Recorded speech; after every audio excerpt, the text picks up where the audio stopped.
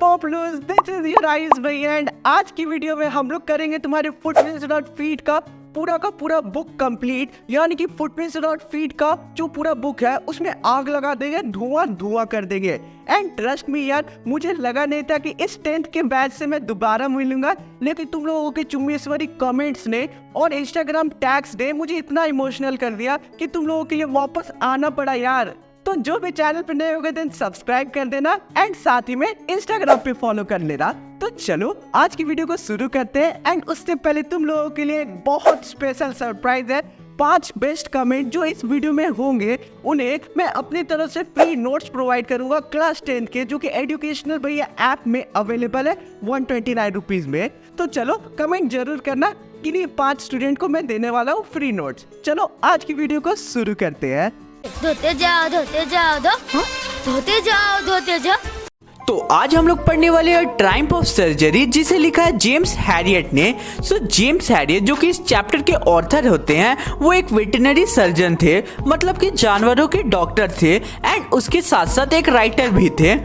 James Harriet के साथ एक इंसिडेंट होता है, वही इंसिडेंट को वो हमें स्टोरी के रूप में बताते हैं। सबसे पहले तो हम लोग इस स्टोरी का एक छोटा सा ओवरव्यू जान लेते हैं। चलिए शुरू करते हैं छोटे से समरी के साथ। तो हमारी स्टोरी के 3 मेन कैरेक्टर है, mister Harriet, Mrs Pomfrey and tricky. Tricky जो है वो एक डॉग होता है एंड मिसेस पंफ्री का पेट होता है। तो मिसेस पंफ्री जो होती है वो अपने पेट यानी कि ट्रिकी को बहुत ज़्यादा प्यार करती थी एंड उसे उस प्यार के चलते हमेशा ओवरफीड कर दिया करती थी। एक दिन उस ओवरफीडिंग के चलते ट्रिकी की तबीयत बहुत ज़्यादा बिगड़ जाती है एंड फिर वो लोग एक वेटरनरी सर्जन यानी कि जानवरों के डॉक्टर मिस्टर हैरियट को बुलाते हैं। तो हम लोग देखेंगे इस चैप्टर में कि क्या मिस्टर हैरियट ट्रिकी को ठीक कर पाते हैं कि नहीं, और ठीक भी करते हैं तो वो क्या स्टेप्स लेते हैं जिसके कारण वो ठीक होता है। ठीक है, अब चलो इस चैप्टर का डिटेल एक्सप्लेनेशन हम लोग शुरू करते हैं। चैप्टर की स्टार्टिंग मिस्टर हैरियट से होती है, जहां मिस्टर हैरियट बोलते हैं कि इस बार मैं ट्रिकी को लेकर बहुत ज़्यादा चिंता में था। जैसे ही मैंने ट्रिकी को देखा वैसे ही मैंने अपनी कार को रोक दिया। मैं ट्रिकी के अपीयरेंस को देख के बहुत ज़्यादा शॉक्ड हो गया, वो बहुत ज़्यादा मोटा हो गया था। अब मिसेस पंफ्री मिस्टर हैरियट को बोलती है कि मिस्टर हैरियट, ट्रिकी बहुत ज़्यादा लिस्टलेस हो गया था और ऐसा लग रहा था जैसे उसमें एनर्जी है ही नहीं, इसलिए मैंने उसे एक्स्ट्रा मील देना शुरू कर दिया। अब मिस्टर हैरियट पूछते हैं कि क्या तुमने उसे मीठी चीजें देना बंद कर दिया जैसा कि मैंने तुम्हें कहा था। मिसेस पंफ्री इसका रिप्लाई देते हुए कहती है कि हाँ, मैंने कुछ दिन तक तो बंद कर दिया था, लेकिन वो इतना कमजोर लग रहा था, इसलिए मैंने उसे चॉकलेट और क्रीम केक देना फिर से शुरू कर दिया। और क्रीम केक एंड चॉकलेट उसकी फेवरेट है, इसलिए मैं उसे मना नहीं कर पाई। मिस्टर हैरियट ट्रिकी के तरफ देखते हैं और सोचते हैं कि ट्रिकी की बस एक ही गलती है, उसका लालच। वो फूड को कभी मना नहीं कर पाता था। अब मिस्टर हैरियट पूछते हैं कि क्या आप ट्रिकी को रेगुलर एक्सरसाइज करवा रही है। मिसेस पंफ्री रिप्लाई करती है हाँ, वो मेरे साथ थोड़ी वॉक करता है और मेरा गार्डनर हॉटकिन की तबीयत ठीक नहीं है, इसलिए वो कुछ दिन से रिंग थ्रोइंग प्रैक्टिस नहीं कर पा रहा है। अब मिस्टर हैरियट थोड़े सीवियर टोन में बोलते हैं, अगर आपने ट्रिकी के डाइट में कंट्रोल नहीं किया और उसे एक्सरसाइज नहीं करवाया तो उसकी तबीयत जल्दी ही बहुत खराब हो जाएगी। मिसेस पंफ्री इसका रिप्लाई करती है ओ मिस्टर हैरियट, मैं आपकी बात जरूर मानूंगी, आप सही कह रहे हैं, लेकिन ये करना मेरे लिए थोड़ा मुश्किल होगा। ये बोलकर अपने सिर को नीचे झुकाकर मिसेस पंफ्री वहां से चली जाती है। मिस्टर हैरियट को पता था कि मिसेस पंफ्री ट्रिकी को लेकर जल्दी ही कॉल करेगी और वो एक्सपेक्टेड कॉल कुछ दिन में आ जाता है। मिसेस पंफ्री बहुत उदास थी, वो बोलती है कि मिस्टर हैरियट, ट्रिकी कुछ भी नहीं खा रहा है, इवन वो अपनी फेवरेट डिशेस को भी रिफ्यूज कर रहा है। वो दिन भर अपना टाइम केवल रग में लेटा बिता देता है। मिस्टर हैरियट ने अपना प्लान पहले से ही बना रखा था। ट्रिकी को ठीक करने का बस एक ही तरीका था, उसे उसके घर से कुछ दिनों के लिए दूर रखना। अब मिस्टर हैरियट मिसेस पम्फ्री को बोलते हैं कि ट्रिकी को ठीक करने के लिए उसे कुछ दिनों के लिए हॉस्पिटलाइज करना होगा और उसे अंडर ऑब्जर्वेशन रखना होगा। ये सुन के मिसेस पम्फ्री बहुत ज़्यादा उदास हो जाती है, बट फिर भी मिस्टर हैरियट अपने बात पे टिके रहते हैं। ट्रिकी बहुत ज़्यादा बीमार था और उसकी ज़िंदगी बचाने का केवल यही रास्ता था। अब बिना कोई डिले किए मिस्टर हैरियट ट्रिकी को एक ब्लैंकेट में रैप करके उसे उठाकर अपनी कार की तरफ चलना शुरू कर देते हैं। मिसेस पम्फ्री रोते हुए मिस्टर हैरियट के पीछे जाती है। मिसेस पम्फ्री के सारे स्टाफ ट्रिकी के सामान जुटाने में लग जाते हैं, जैसे उसकी toys, cushion, favourite bowl etcetera. Mister Harriet को रियलाइज होता है कि उनकी कार में इतनी सारी चीजें फिट नहीं होंगी, इसलिए वो अपनी कार को ड्राइव करना शुरू कर देते हैं। मिसेस पम्फ्री के आंखों में आंसू होते हैं और टर्न होते हुए कॉर्नर में मिस्टर हैरियट अपनी कार के मिरर से देखते हैं कि मिसेस पम्फ्री के साथ उनके सारे स्टाफ्स रो रहे होते हैं। अब रोड पे निकलते ही मिस्टर हैरियट ट्रिकी के सर पे पैट करते हैं और ट्रिकी भी ब्रेवली अपनी पूंछ हिलाता है और फिर मिस्टर हैरियट कहते हैं कि मैं तुम्हारा इलाज जानता हूँ। जैसे ही मिस्टर हैरियट ट्रिकी को लेकर सर्जरी पे पहुंचते हैं, वहां के डॉग्स मिस्टर हैरियट के गोल गोल घूमने लगते हैं। मिस्टर हैरियट ट्रिकी को नीचे उतार देते हैं। अब सभी डॉग्स उसे सूंघने लगते हैं, यानी कि ट्रिकी को सूंघने लगते हैं और लास्ट में उसे एक अनइंटरेस्टिंग ऑब्जेक्ट समझकर इग्नोर कर देते हैं। मिस्टर हैरियट ट्रिकी के लिए बाकी डॉग्स की जगह बेड प्रिपेयर करते हैं। 2 दिनों तक मिस्टर हैरियट ट्रिकी के ऊपर नजर रखते हैं और उसे खाने के लिए कुछ भी नहीं देते, लेकिन उसे बहुत सारा पानी पीने को देते। अब दूसरे दिन के एंड तक ट्रिकी अपने सराउंडिंग में इंटरेस्ट दिखाना शुरू कर देता है और तीसरे दिन जब वो बाकी डॉग्स की आवाज़ सुनता है तो वो भी आवाज़ निकालना शुरू कर देता है। अब ट्रिकी जैसे ही बाहर आता है उसे सारे डॉग्स घेर लेते हैं और अच्छे से इंस्पेक्ट करना शुरू कर देते हैं। उसके बाद सारे डॉग्स गार्डन की तरफ दौड़ने लगते हैं। ट्रिकी धीरे धीरे उनके पीछे चला जाता है। मिस्टर हैरियट ट्रिकी के खाने के वक्त हमेशा प्रेजेंट रहते थे। जैसे ही खाने के लिए सारे डॉग्स को बुलाया जाता था, वो लोगों के बीच एक हेडलॉन्ग रश हुआ करता था, क्योंकि सारे डॉग्स को ये पता था कि जो खाने के पास जल्दी पहुंचेगा उसे ज़्यादा खाना मिलेगा। ट्रिकी बाउल के पास सबसे लास्ट में पहुंचता था और बाउल को लिक करने लगता था, यानी कि बचे हुए खाने को फिर लिक करने लगता था। ये देख के मिस्टर हैरियट बहुत ज़्यादा खुश होते हैं। अब अगले दिन से ट्रिकी के लिए एक एक्स्ट्रा फूड बाउल रख दिया जाता था और अब ट्रिकी में एक रैपिड प्रोग्रेस शुरू हो गया था। ट्रिकी का कोई भी मेडिकल ट्रीटमेंट नहीं होता है। ट्रिकी बस दिन भर दौड़ता रहता था। ट्रिकी की अब सारे डॉग्स के साथ अच्छी दोस्ती हो गई थी। मिसेस पम्फ्री पूरे दिन में कई बार कॉल करके ये पूछते रहती थी कि ट्रिकी की रिकवरी कैसी चल रही है। जैसे ही मिस्टर हैरियट ट्रिकी की रिकवरी के बारे में बताते हैं मिसेस पम्फ्री को, ट्रिकी के लिए वो डजन्स ऑफ फ्रेश एग भेजना शुरू कर देती है ताकि ट्रिकी स्ट्रॉन्ग बन सके। एग्स को मिस्टर हैरियट ट्रिकी को नहीं दिया करते थे, बल्कि वो एग्स वो और उनके पार्टनर खुद कंज्यूम किया करते थे।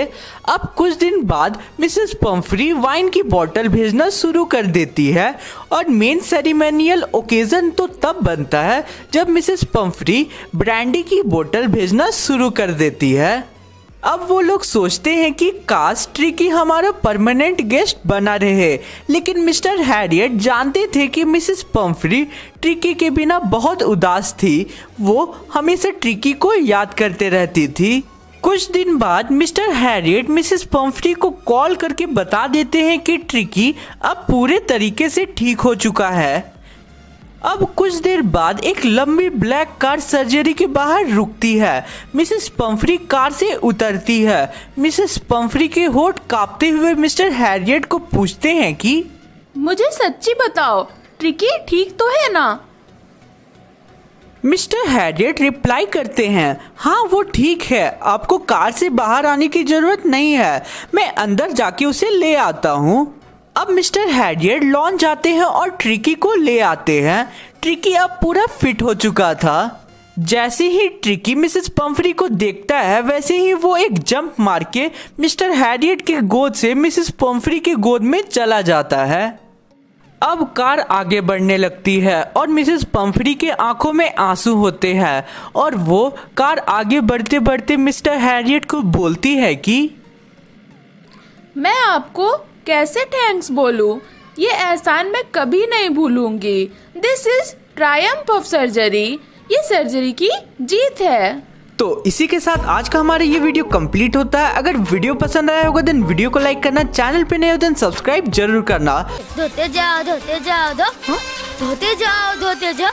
Disclaimer, please wear headphones for best experience. तो आज की कहानी का हमारा चोर बिना शोर मचाए चोरी तो कर लेता है, लेकिन उसके दिल की आवाज बहुत ज्यादा शोर मचाती है। और ऐसा क्यों, इसे जानने के लिए तुम लोगों को वीडियो को आगे तक तो देखना ही होगा।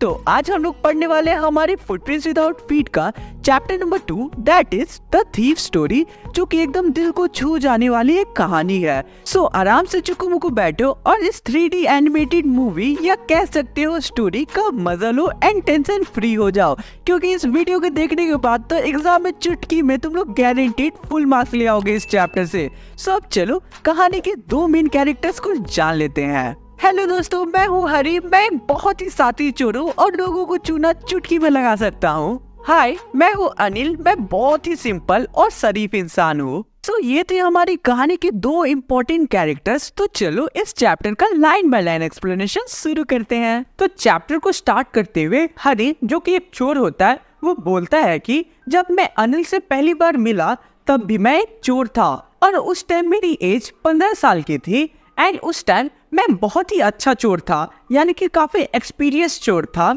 अब जब अनिल से मैं पहली बार मिला तो वो एक रेसलिंग मैच देख रहा था। अनिल का एज लगभग में 25 साल था। वो एक tall, lead, easy going, kind and काफी अच्छा इंसान था एंड मेरे पर्पस के लिए एकदम परफेक्ट था। अब हरी अनिल के पास जाता है और उसे कहता है कि तुम भी एक रेसलर के जैसे दिखते हो, और ऐसा वो इसलिए कहता है ताकि वो अनिल को थोड़ा बटरिंग कर सके। अब अनिल हरी का रिप्लाई देता है, तुम भी दिखते हो। और ये सुनकर जो हरी होता है वो चुप हो जाता है। ऐसा क्यों? क्योंकि जो हरी होता है वो इस टाइम पे काफी थिन था एंड वो बिल्कुल भी रेसलर के जैसे नहीं दिखता था एंड उसे लगता है कि अनिल ने उसका मजाक उड़ा दिया, इसलिए वो चुप हो जाता है। फिर हरी रिप्लाई देता है, हाँ मैं थोड़ी बहुत रेसलिंग कर लेता हूँ। अब अनिल पूछता है, तुम्हारा क्या नाम है? हरी सिंह। मैंने झूठ कहा और मैंने इसलिए कहा ताकि मैं पुलिस से बचा रह सकूं। अब अनिल वहां से नाम पूछकर चला जाता है। हरी सिंह उसका पीछा करता है और फिर जब अनिल ये नोटिस करता है तब वो हरी सिंह से फिर से बोलता है हेलो। तब फिर हरी सिंह बोलता है, क्या मैं तुम्हारे लिए काम कर सकता हूँ? अनिल रिप्लाई देता है, लेकिन मैं तुम्हें पे नहीं कर सकता, लेकिन क्या तुम खाना बना सकते हो? हरी सिंह रिप्लाई देता है, हाँ मैं अच्छा खाना बना लेता हूँ। और हरी सिंह ये बात झूठ बोलता है। अनिल बोलता है, अब हाँ अगर तुम खाना बना सकते हो तो मैं तुम्हें खाना और रहने के लिए जगह दे सकता हूँ। अनिल हरी को अपने रूम जमुना स्वीट शॉप के ऊपर ले जाता है और फिर उसे बालकनी ले जाता है और बोलता है कि तुम यहाँ सो सकते हो। अब हरी उस रात खाना बनाता है और वो खाना इतना बुरा होता है कि अनिल को सारा के सारा खाना स्ट्रीट डॉग्स को खिलाना पड़ता है। और फिर अनिल हरी को बोलता है कि तुम यहाँ से चले जाओ, लेकिन हरी वहाँ खड़ा होता है और फिर अपना मोस्ट अपीलिंग स्माइल देता है, ठीक है। और फिर वो जो स्माइल होता है उसे देख के अनिल भी अपने आप को हंसने से रोक नहीं पाता है और फिर वो हरी के माथे पे पैट करता है और बोलता है कि मैं तुम्हें खाना बनाना सिखाऊंगा। अनिल हरी को अपना नाम लिखना सिखाता है और फिर बोलता है कि मैं तुम्हें अब कुछ दिन बाद सेंटेंस एंड नंबर्स को कैसे ऐड किया जाता है वो सिखाऊंगा। हरी भी इस बात को लेके बहुत ज्यादा खुश होता है और ऐसा क्यों? क्योंकि वो जानता था कि अगर वो एक एजुकेटेड मैन बन जाएगा देन उसकी सक्सेस की कोई भी लिमिट नहीं होगी, ऐसा उसका सोचना था। इसलिए वो पढ़ना चाहता था एंड उसका पढ़ने के प्रति बहुत ज़्यादा ध्यान था एंड उसे पढ़ाई करने में मज़ा आता था। अब हरी सिंह कहता है कि अनिल के लिए काम करना काफ़ी प्लेजेंट था, क्योंकि मैं बस सुबह सुबह उसके लिए चाय बना देता था और फिर शॉपिंग पे चला जाता था। शॉपिंग से मैं 1 रुपये की प्रॉफिट कर लेता था और शायद ये बात अनिल को भी पता थी, लेकिन वो इस बात पे माइंड नहीं करता था। अब हरी सिंह बोलता है कि अनिल एक सप्ताह पैसे बोरो करता था, दूसरे सप्ताह पैसे दे दिया करता था और हमेशा अपने चेक के लिए परेशान रहा करता था। लेकिन जैसे ही अनिल का चेक आया करता था वो बहुत ज़्यादा खुश हुआ करता था एंड अपने फ्रेंड्स के साथ जाकर इस बात का सेलिब्रेशन किया करता था। अब एक समय क्या होता है, अनिल एक नोटों के बंडल के साथ घर आता है और वो हरी सिंह को ये बताता है कि उसने पब्लिशर को अपनी बुक सेल की है एंड ये उसका पेमेंट है। अब रात में अनिल उन नोटों के बंडल को अपने मैट्रेस के नीचे रख देता है। अब हरी सिंह कहता है कि अनिल के यहाँ काम करते हुए मुझे 1 महीने से भी ज़्यादा का टाइम हो गया है, लेकिन स्मॉल प्रॉफिट्स के अलावा अभी तक मैंने कोई भी बड़ा प्रॉफिट नहीं कमाया है यहाँ से। अनिल ने मुझे दरवाजे की एक एक्स्ट्रा चाबी दे रखी है जिससे मैं कभी भी घर के अंदर और घर के बाहर जा आ सकता हूँ, और अनिल जो है वो अभी तक का सबसे पहला इंसान है जिसने मुझ पे इतना ज़्यादा भरोसा किया है। और ये बात मेरे फेवर में नहीं थी, बल्कि इस बात के कारण यहाँ चोरी करना और ज़्यादा मुश्किल हो गया है। अब हरी सिंह अपने आप को बोलता है कि अगर मैं ये चोरी नहीं करता हूँ तो ये पैसे जो है वो अनिल अपने दोस्तों के ऊपर खर्च कर देगा और यही टाइम है कुछ बड़ा करने का। और अगर मैं ऐसा नहीं भी करता हूँ तो वैसे भी अनिल मुझे पे नहीं करता है, तो वैसा कोई दिक्कत नहीं है, मैं कोई गलत काम वैसे भी नहीं कर रहा हूँ। तो ऐसा बोल के वो अपने आप को समझाता है और फिर वो अनिल के बगल में जाकर बैठ जाता है और फिर धीरे से अपना हाथ उसके मैट्रेस के अंदर डालता है और उन पैसे को निकाल कर तुरंत ही निकल जाता है उस रूम से और फिर नीचे स्ट्रीट में तेजी से दौड़ने लगता है। और फिर देखता है कि वो कुछ दूर पहुंच गया है, तब वो फिर धीरे धीरे चलने लगता है। अब वो धीरे धीरे चलते हुए नोटों को गिनता है। वो पूरे 600 रुपये थे, जो कि बहुत ज़्यादा पैसे थे उस टाइम पे, और वो इस बात से बहुत ज़्यादा खुश होता है। हरी सिंह ये सोचता है कि अगर अभी मैं तुरंत ही स्टेशन जाऊंगा तो 10:30 बजे की ट्रेन पकड़ के यहाँ से निकल जाऊंगा। अब जल्दी जल्दी हरी सिंह स्टेशन पहुँचता है और फिर वहाँ टिकट भी नहीं लेता है और डायरेक्ट ट्रेन के पास चला जाता है ताकि वो बिना टिकट लिए आराम से ट्रेन में बैठ के निकल जाए। ट्रेन धीरे धीरे जा रही होती है।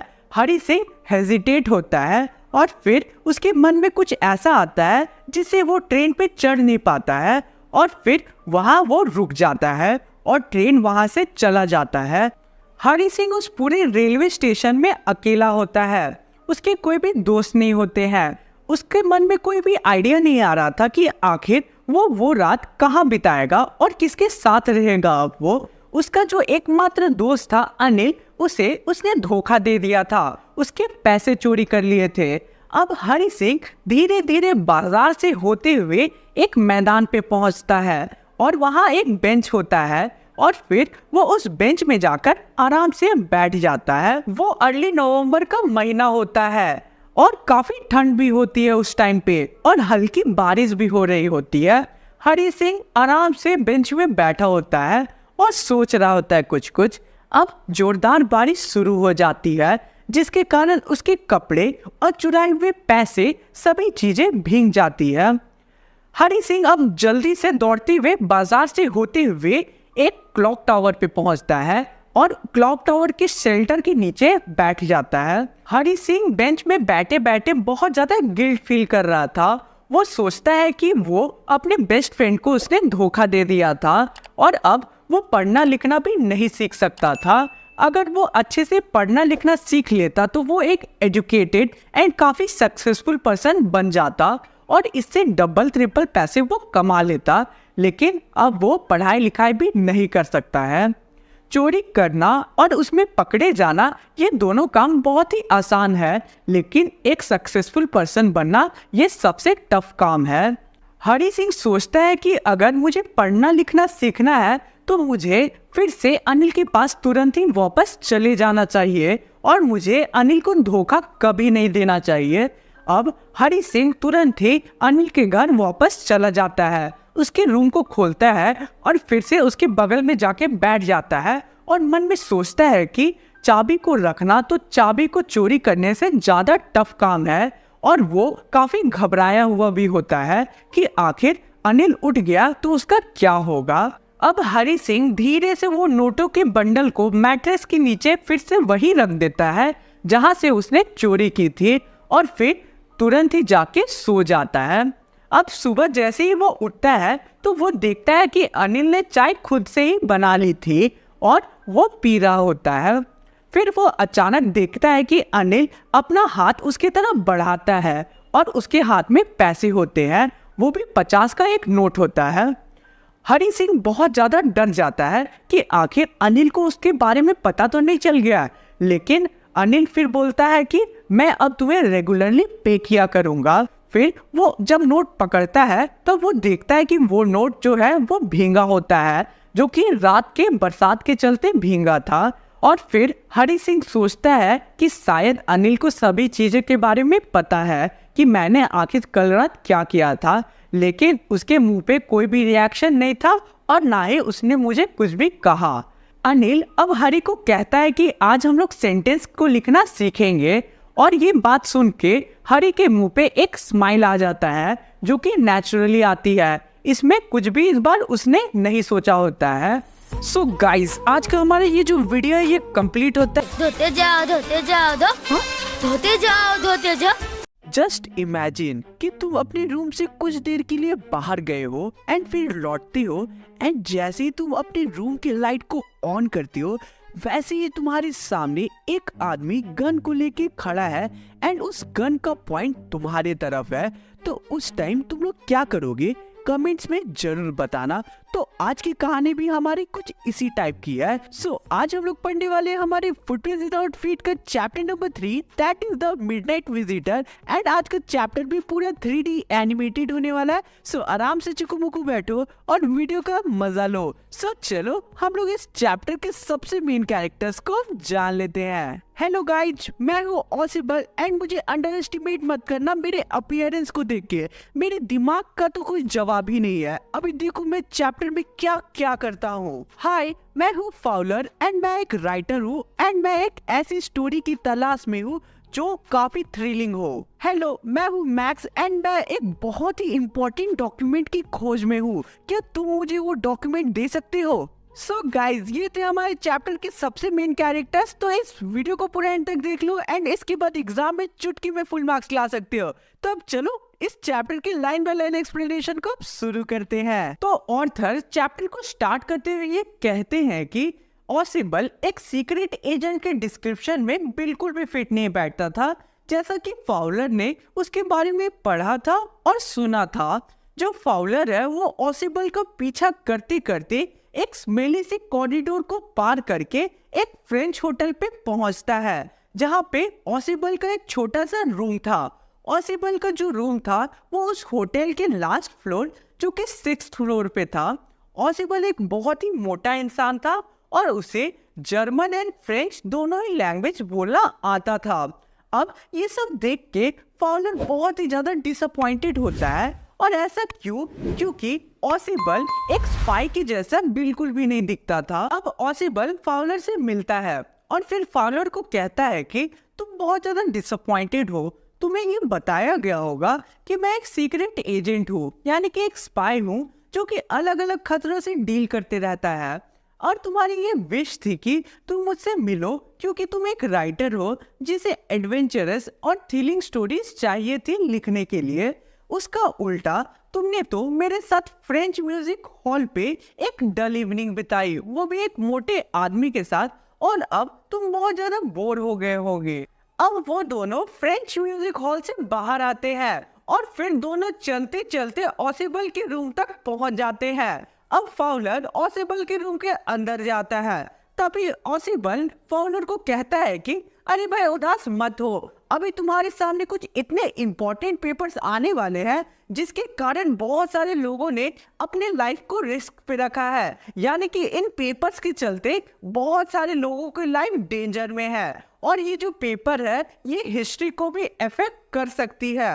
अब ऑसिबल रूम की लाइट्स को ऑन करता है और अचानक ही वो दोनों यानी कि फाउलर और ऑसिबल बहुत ज्यादा शॉक्ड हो जाते हैं। और ऐसा क्यों?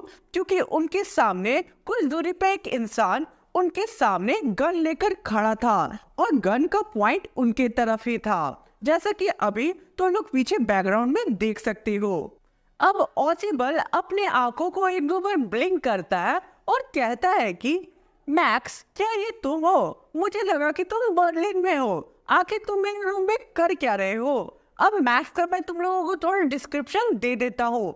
मैक्स एक शॉर्ट हाइटेड पर्सन था जिसका फेस एकदम फॉक्स के जैसा दिखता है। अगर सीधा साधा वे में बताऊं तो डोरेमोन में जो सुनियो है मैक्स उसी के जैसा दिखता है। अब आगे मैक्स कहता है वो रिपोर्ट जो रात में आने वाली है जो कि नई मिसाइल्स के बारे में, मैंने सोचा कि क्यों ना मैं वो रिपोर्ट तुमसे ले लूं। वो रिपोर्ट मेरे पास तुमसे ज्यादा सेफ रहेगा। यानी कि जो ऑसिबल है उसका रिपोर्ट मैक्स छीनने के लिए आया था उस रूम में, क्योंकि उस रिपोर्ट में क्या था, नई मिसाइल्स के बारे में इंफॉर्मेशन था, इसलिए मैक्स उन रिपोर्ट्स को चाहता था। ऑसिबल अब वहां रखी चेयर पे जाके बैठ जाता है और बहुत ही एंग्री टोन में कहता है कि इस बार मैं होटल मैनेजमेंट वालों को बहुत ज्यादा कंप्लेन करने वाला हूँ, क्योंकि इस महीने ये दूसरी बार हुआ है जब कोई और इस विंडो के थ्रू यानी कि इस बालकनी की विंडो के थ्रू मेरे रूम में आ गया है। अब आगे मैक्स कहता है नहीं, मैं इस बालकनी के विंडो के थ्रू नहीं आया हूँ, मेरे पास तो पास की है जिसके थ्रू मैं इस रूम में आया हूँ। अगर मुझे ये पता रहता कि इस बालकनी के विंडो के थ्रू मैं इस रूम में आ सकता हूँ देन मुझे इतनी दिक्कत नहीं होती, मैं आराम से इस रूम तक पहुँच जाता। अब ऑसिबल कहता है कि ये मेरी बालकनी नहीं है, ये दूसरी अपार्टमेंट की थी जो कि एक बड़े से यूनिट का हिस्सा था और होटल वालों ने मुझे ये प्रॉमिस किया था कि कुछ दिनों के अंदर वो इस रास्ते को ब्लॉक कर देंगे, बट अभी तक उन्होंने इस रास्ते को ब्लॉक नहीं किया है। अब मैक्स फाउलर की तरफ गन को पॉइंट करके कहता है कि अभी 30 मिनट का टाइम बचा हुआ है रिपोर्ट को आने के लिए, तुम आराम से बैठ सकते हो। तभी ऑसिबल तुरंत कहता है 31 मिनट्स। अब ऑसिबल मैक्स को पूछता है कि मैक्स, आगे तुम मुझे ये बताओ कि आखिर तुमको ये पता कैसे चला कि आज रात को मुझे ये रिपोर्ट मिलने वाली है? तभी मैक्स पूछता है ऑसिबल को, मुझे तो ये नहीं समझ आता कि तुम्हारे आदमियों को ये रिपोर्ट मिली तो मिली कैसे, बट कोई नहीं, अब मैं तुमसे ये रिपोर्ट ले लूंगा, सो अब इतनी दिक्कत की बात नहीं है। अब अचानक ही डोर को कोई नॉक करता है और फिर फाउलर बहुत ज्यादा डर जाता है। और ऐसा क्यों? क्योंकि फाउलर एक स्पाई नहीं था और ऑसिबल एक सीक्रेट एजेंट था, इसलिए ये सिचुएशन वो बहुत बार देख चुका होगा। लेकिन फाउलर एक सीक्रेट एजेंट नहीं था, वो एक राइटर था, इसलिए वो पहले से ही डरा हुआ था। और जब वो नॉक की आवाज सुनता है तब वो बहुत ज्यादा ही डर जाता है। अब ऑसिबल एक स्माइल देता है और कहता है कि वो शायद पुलिस है, मैंने पुलिस को आज के लिए एक्स्ट्रा प्रोटेक्शन मांगा था और उन्होंने मुझे एक्स्ट्रा प्रोटेक्शन देने का वादा भी किया था। और मैंने उन लोगों को कहा था कि वो बीच बीच में आके ये चेक करते रहे कि मैं सेफ हूँ कि नहीं हूँ। ये सुन के मैक्स के पूरे चेहरे का ही रंग उड़ जाता है और वो बहुत ही ज्यादा डर जाता है। सो गाइस, अब तुम लोग वीडियो को पॉज करो और कमेंट करके ये बताओ कि आगे स्टोरी में क्या हो सकता है। क्या मैक्स यहाँ पे पकड़ा जाएगा या फिर मैक्स को वो रिपोर्ट मिलेगी कि नहीं मिलेगी, ये मुझे कमेंट करके जरूर बताना। अब हम लोग आगे बढ़ते हैं। अब ऑसिबल मैक्स को पूछता है कि मैक्स, आगे अब तुम क्या करोगे? अगर मैंने दरवाजे को नहीं खोला तो वो लोग खुद ही दरवाजे को खोल के अंदर आ जाएंगे, क्योंकि दरवाजा पहले से ही अनलॉक्ड है और जैसे ही वो तुम्हें देखेंगे वो तुरंत ही तुम्हें शूट कर देंगे। अब ये सारी बातें सुनकर मैक्स का जो डर है वो बहुत ज्यादा बढ़ जाता है और डर के मारे और गुस्से से उसका जो चेहरा है वो काला पड़ जाता है। अब धीरे धीरे मैक्स विंडो की तरफ बढ़ता है और अपना एक टांग विंडो से बाहर निकालता है और गन उन लोगों की तरफ ही पॉइंट करके रहता है। अब जैसा कि तुम लोग इस फोटो में देख सकते हो कि कैसे जो है मैक्स अपना एक पैर विंडो के बाहर निकाल देता है और एक तरफ वो अपना हाथ में जो गन है वो उन लोगों की तरफ ही पॉइंट करके रखता है। अब मैक्स उन लोगों को कहता है कि मैं बालकनी में वेट कर रहा हूँ, अगर तुम लोगों ने कुछ भी होशियारी दिखाई तो मैं तुम्हें वहीं पे शूट कर दूंगा और मैं शूट करने से पहले कुछ भी नहीं सोचूंगा। तुम लोग पुलिस को रूम में लाओ और रूम से फिर भेज देना। अब ये कहते कहते तुरंत ही डोर को अनलॉक करने की आवाज आती है और फिर मैक्स बिना कुछ सोचे डर के मारे तुरंत ही विंडो से कूद जाता है और बहुत ही जोर से वो चिल्लाता है। अब वो चिल्लाता क्यों है वो अब हम लोग आगे जानेंगे।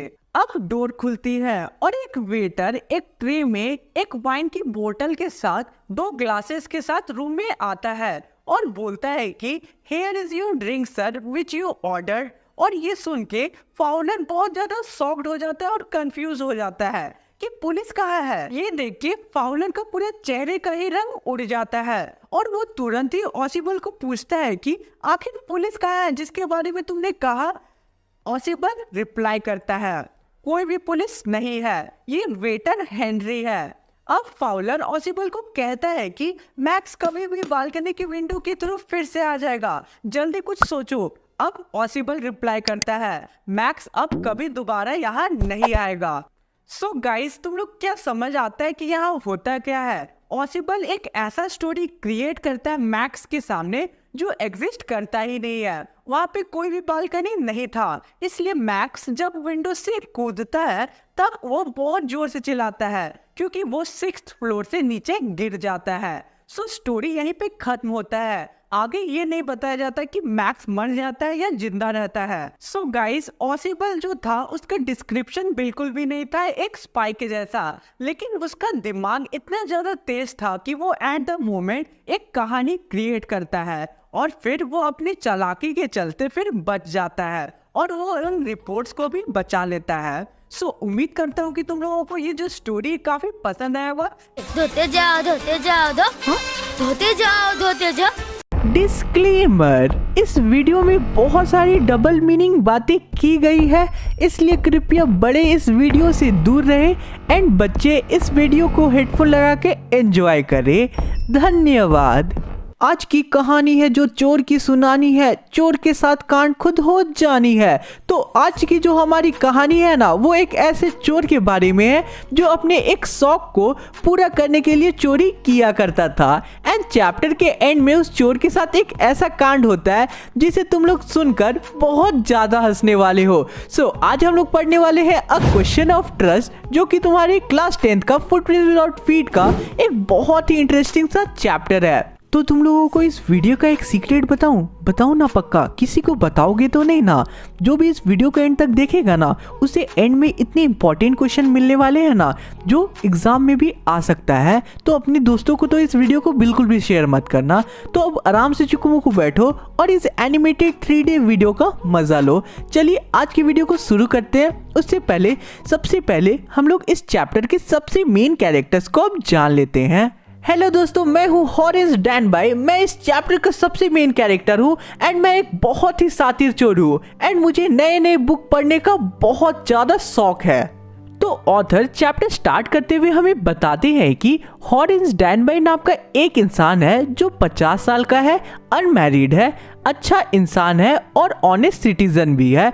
हॉरेंस के साथ एक हाउसकीपर भी रहता है जो उनकी हेल्थ का बहुत फिक्र करता था। हॉरेंस हमेशा खुश रहता था, वो सबसे अच्छे से बात करता था, लेकिन प्रॉब्लम बस ये थी कि समर के टाइम में उसे हे फीवर की अटैक्स आती थी। अब हे फीवर कौन सा बला का नाम है वो समझो। किसी इंसान को हे फीवर होता है तो उसे बार बार छींके आती है फ्लावर या पत्तों की स्मेल की वजह से। तो सेम हॉरेंस को भी था। हॉरेंस का लॉक बनाने का एक बिजनेस था जिसमें 2 हेल्पर उसकी मदद करते थे। हॉरेंस के बारे में इतनी सारी बातें सुनकर तो तुम लोगों को लग रहा होगा कि हॉरेंस एक बहुत ही अच्छा आदमी है, बट अच्छा आदमी तो वो था, लेकिन कंप्लीटली वो अच्छा नहीं था। ऐसा इसलिए क्योंकि 15 साल पहले हॉरिन्स को उसकी सबसे पहली जेल हुई थी, वो भी एक प्रिजन लाइब्रेरी में। बहुत सारे जेल में लाइब्रेरी होती है जहां क्रिमिनल्स बुक पढ़ सकते हैं, तो उसी टाइप की लाइब्रेरी को हम लोग प्रिजन लाइब्रेरी बोलते हैं। मुझे रेयर और एक्सपेंसिव बुक्स पढ़ना बहुत पसंद है और इसलिए मैं साल में एक बार बहुत ही अच्छे से प्लानिंग करके चोरी करता हूँ, ताकि मैं उन पैसों से रेयर एंड एक्सपेंसिव बुक्स खरीद पाऊँ और फिर मैं उन पैसों को अपने एक एजेंट को देकर बुक्स मंगवाता हूँ। और इसलिए मैं हर साल सिर्फ एक बार वेल प्लान चोरी करता हूँ। जुलाई का महीना था, चमचमाती धूप थी और हॉरिन्स डैनबाई श्योर था कि हर साल की तरह इस साल भी वो सक्सेसफुली चोरी कर लेगा।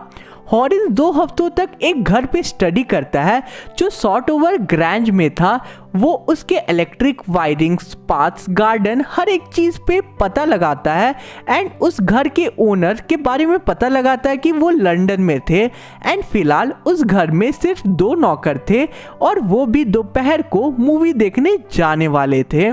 हॉरिन्स दोनों नौकर को अपने आंखों से मूवी देखने जाते हुए देखता है। फिर वो पूरी तैयारी के साथ चोरी वाली टूल बैग लेके जाता है और गार्डन के पीछे वाली वॉल से कूद के उस घर के अंदर आ जाता है। हॉरिन्स को पता था कि घर के सेफ के अंदर 15,000 पाउंड की ज्वेलरी रखी हुई थी। अगर वो उसे बेचेगा तो 5,000 पाउंड तो एटलीस्ट उसे मिल ही जाते और इतना पैसे से वो इस साल के ऑटम में आ रहे 3 इंटरेस्टिंग बुक को इजीली खरीद सकता था और आराम से एक साल पढ़ते हुए एंजॉय करता। हॉरिन्स देखता है कि सर्वेंट्स घर में ताला लगा के किचन डोर के ऊपर चाबी टांग के जा रहे थे, इसलिए वो ग्लव्स पहनता है ताकि कोई भी फिंगरप्रिंट्स ना आए और चाबी लेके घर के गेट खोलकर अंदर घुस जाता है। हालांकि किचन के अंदर एक छोटू सा प्यारा सा डॉग था जो उसे देखकर भौंकने लगता है और अपने पूंछ को हिलाने लगता है, लेकिन उसे पता था डॉग्स को कैसे शांत करना है। बस उनके नाम लेकर उन्हें प्यार से बुलाना है और वो शांत हो जाएंगे। हॉरिन्स ऐसा ही करता है और बोलता है, ऑल राइट शेरी, बैठ जाओ। और फिर वो डॉग बैठ जाता है। सेफ ड्राइंग रूम में था जो किसी पेंटिंग के पीछे छुपाई हुई थी, इसलिए हॉरिन्स जब ड्राइंग रूम में जाता है तो वो इतने सारे खूबसूरत पेंटिंग को देखकर सोचता है कि उसे बुक्स को छोड़ के पेंटिंग कलेक्ट करनी चाहिए, लेकिन फिर वो सोचता है कि उसका जो घर है वो इतना बड़ा भी नहीं है कि वो इतनी सारी पेंटिंग्स को रख पाएगा। हॉरिन्स देखता है कि उस रूम में एक टेबल था जिसमें ग्रेट बाउल ऑफ फ्लावर्स रखे हुए थे, मतलब फूलों का पॉट था, जिसकी वजह से उसे बहुत छींक आने लगती है अचानक। हालांकि हॉरिन्स अपनी छींक को इग्नोर करते हुए अपने बैग से ताला तोड़ने का टूल्स को निकालता है और अपने काम पे फोकस करता है। हॉरिन्स के पास चोरी करने के लिए 4 घंटे थे, क्योंकि उसके बाद वो सर्वेंट्स वापस आ जाते। हालांकि उसके लिए सेफ का लॉक खोलना कोई बड़ी बात नहीं थी, क्योंकि उसका बिजनेस ही था लॉक्स बनाने का, और ऊपर से उस सेफ में जो अलार्म सिस्टम लगाया गया था वो भी बहुत बेकार सा क्वालिटी का था। वो हॉल में जाता है और अलार्म सिस्टम को तुरंत ही काट देता है और फिर वहाँ पे बात खत्म हो जाता है, यानी कि फिर अलार्म बजेगा ही नहीं। लेकिन जब वो वापस ड्राइंग रूम में जाता है तो उसे वापस से छींक आने लगती है उस फ्लावरिंग पॉट की वजह से। हॉरिन्स सोच रहा था कि लोग कितने बेवकूफ़ होते हैं कि वो लोग अपने घर में इतने वैल्यूएबल चीज़ें, यानी कि इतनी महंगे चीज़ें खरीद के रखते हैं। हॉरिन्स को चोरी करने का आइडिया एक मैगजीन आर्टिकल से मिला था। उस आर्टिकल में इस घर के एक एक रूम के बारे में और रूम में लगे लार्ज पेंटिंग्स के बारे में बताया गया था। बस यही नहीं, उस आर्टिकल में ये तक लिख दिया गया था कि पेंटिंग के पीछे ही सेफ है। हॉरिन्स अपने काम पे फोकस नहीं कर पा रहा था, क्योंकि उसे बार बार फ्लावरिंग पॉट की वजह से छींक आ रही थी। इसलिए वो अपने बैग से एक हैंकरचीफ को निकालकर अपने फेस में बांध लेता है। लेकिन तभी दरवाजे की तरफ से एक आवाज आती है, what is it, a cold और हे फीवर। हॉरिन्स सोच में पड़ जाता है और छींकते छींकते बोलता है, हे फीवर। इतने में उसे फिर से आवाज आती है, वैसे तुम्हें पता है तुम इस बीमारी को एक स्पेशल ट्रीटमेंट की हेल्प से ठीक कर सकते हो अगर तुम्हें पता चल जाए कि वो कौन सा प्लांट है जिसकी वजह से तुम्हें छींक आ रही है। मेरे अकॉर्डिंग तुम्हें डॉक्टर को दिखा लेना चाहिए अगर तुम अपने काम को लेके सीरियस हो, क्योंकि ऐसे तो तुम चोरी कर ही नहीं पाओगे। मैं तो घर के ऊपर वाले कमरे में थी एंड तुम्हारी इस छींक की वजह से मुझे नीचे आना पड़ा। अब अचानक हॉरेंस देखता है कि उसके सामने एक बहुत ही खूबसूरत लड़की एक रेड ड्रेस में खड़ी थी और शेरी जो डॉगी था वो अपने आप को उस लेडी के बॉडी से रगड़ रहा था, यानी कि प्यार कर रहा था। इसके बाद वो लड़की थोड़ा सा आगे फायर प्लेस मतलब उस रूम के चिमनी के पास जाती है और उस पे रखी डेकोरेटिव चीजों को अरेंज करके वहां सरियाने लगती है और फिर वो डॉग को कहती है sit down cherry, oh sorry cherry नहीं सेरी, और डॉग को सहलाते सहलाते स्माइल करते हुए फिर बोलती है वैसे सबको यही सोच रहे होंगे कि मैं 1 महीने के लिए बाहर गई हुई हूँ, हालांकि मैं सही टाइम पर वापस आ गई, लेकिन मैंने कभी नहीं सोचा था कि आते ही मेरी मुलाकात एक बर्गलर से होगी। बर्गलर का क्या मतलब होता है? वैसा इंसान जो आपके घर में जबरदस्ती घुस जाता है, बेसिकली चोरी समझ लो। हॉरेंस अब सोचता है वैसे तो ये लड़की मुझ पे भड़क नहीं रही है, इसका मतलब होपफुली ये हो सकता है कि अगर मैं इसे अच्छे से ट्रीट करता हूँ देन ये मुझे जाने देगी, इसलिए मैं आगे बोलता हूँ। हाँ, मैंने भी उम्मीद नहीं की थी कि मुझे आज इस घर में इस फैमिली का एक मेंबर मिल जाएगा। व्हाट एन इनकन्वीनियंस, मतलब बहुत बुरा हुआ, लेकिन अब तुम क्या करोगे? पहले तो मैंने सोचा था कि मैं यहाँ से भाग जाऊंगा। ऑफ कोर्स तुम भाग सकते थे, लेकिन मैं पुलिस को कॉल कर देती एंड तुम पकड़े जाते। नहीं, मैं भागने से पहले टेलीफोन वायर्स कट कर देता और बस इतना ध्यान रखता कि तुम कुछ घंटों के लिए कुछ कर ना पाओ। देख रहे हो ना अकेली लड़की को देखकर क्या क्या सोच रहा है। वो शायद उस लड़की को बांधकर भागने के बारे में सोच रहा होगा। क्या यार, तुम लोग भी क्या क्या सोचते हो? वह अब वो लड़की सीरियस फेस बनाते हुए बोलती है क्या तुम मुझे हर्ट करते या चोट पहुंचाते? मैं तो सिर्फ तुम्हें डराने की कोशिश कर रहा था। अगर तुम मुझे जाने दोगी तो कितना अच्छा होगा ना, भूल जाओ कि तुम्हें मैं कभी मिला भी था। अब वो लड़की चिल्लाते हुए बोलती है मैं ऐसा क्यों करूं? अगर मैंने तुम्हें छोड़ दिया तो तुम फिर से किसी और के घर जाके चोरी करोगे और मैं सोसाइटी को तुम जैसे चोरों से बचाना चाहती हूँ। अरे नहीं नहीं, तुम गलत सोच रही हो। समाज को मुझसे डरने की जरूरत बिल्कुल भी नहीं है। मैं सिर्फ उन लोगों को लूटता हूँ जिसके पास बहुत सारा अंधाधुन पैसा हो and I steal for good reason and मुझे जेल नहीं जाना है। अब वो लड़की हंसते हुए बोलती है अच्छा, तुम्हें जेल जाने से डर लगता है? अले अले, पता नहीं मुझे गलत इंसान ही इतनी पसंद क्यों आते हैं। इसके बाद वो लड़की टेबल पे रखे सिल्वर बॉक्स से एक सिगरेट निकालती है और अपने मुंह में ले लेती है। इसके बाद हॉरेंस उसे पटाने के लिए अपने घुटनों पे बैठकर ग्लव्स उतारकर लाइटर से सिगरेट को जला देता है एंड उसे मस्का लगाने की कोशिश करता है। क्या तुम मुझे अब जाने दोगी? हाँ, अगर तुम मेरा एक काम कर दो तो मैं तुम्हें जाने दे दूंगी। हाँ कहो ना, मैं तुम्हारी सारी बातें मानूंगा। बोलो क्या काम करना है? लंदन जाने से पहले मैंने अपने हस्बैंड को प्रॉमिस किया था कि मैं सेफ से रखे हुए सारी ज्वेलरी को बैंक में रख दूंगी, पर मैं भूल गई और आज मुझे पार्टी में उन्हें पहन कर जाना भी है एंड मैं सेफ का पासवर्ड भूल गई हूँ। क्या तुम खोल दोगे? अरे भाई, सेफ खोलने की बात चल रही है यहाँ पे, तुम भी ना गलत सोच, गलत आदमी हो। क्या तुम सेफ को खोल सकते हो? आप मुझ पे छोड़ दीजिए, मैं सेफ को खोल दूंगा, वो भी 1 घंटे के अंदर ही, पर मुझे आपके सेफ को तोड़ना होगा। हाँ कोई दिक्कत नहीं है, मेरा हस्बैंड 1 महीने बाद आएंगे, तब तक मैं इसे बनवा लूंगी। 1 घंटे के अंदर हॉरेंस सेफ को तोड़ता है और उसकी ज्वेलरी दे देता है उस लड़की को और फिर वहां से चला जाता है। 2 दिन तक उसे चोरी का ख्याल भी नहीं आता है।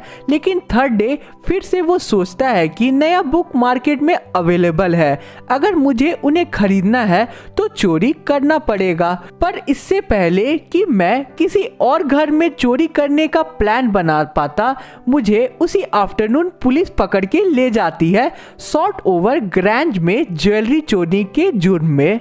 तुम लोग सोच रहे होगे उसने तो ज्वेलरी चुराई ही नहीं, वो तो उसने उस लड़की को दे दिया जो उस घर की ओनर है। लेकिन यहाँ पे ट्विस्ट एंड टर्न आता है, वो लड़की उस घर की ओनर नहीं थी बल्कि दूसरी सातिर चोर थी जो उस दिन चोरी करने आई थी और हॉरिस को चूना लगा के भाग गई।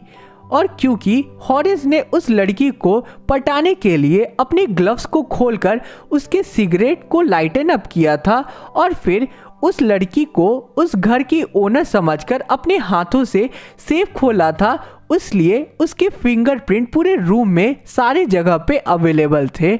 हॉरिस ने सबको अपनी पूरी स्टोरी बताई कि उसने चोरी नहीं की, लेकिन उसकी इस बात पे किसी ने भरोसा नहीं किया। और एक्चुअल में जो उस घर की ओनर थी ना, वो 60 साल की एक बूढ़ी औरत थी जिसके हेयर ग्रे कलर के थे। इसके बाद से हॉरिस उस जेल में असिस्टेंट लाइब्रेरियन है और वो हमेशा उस लड़की के बारे में ही सोचता रहता है जो खुद चोर थी और उसे क्लेवरली ट्रिक करके फंसा के निकल गई। उसके बाद से अगर कोई भी हॉरिस के सामने बोलता ना चोर चोर मौसेरे भाई, तो वो इस बात पे बहुत ज़्यादा गुस्सा करने लगता था कि भाई चोर चोर मौसेरे भाई नहीं, कोई मेरा भाई कोई मेरी बहन है ही नहीं।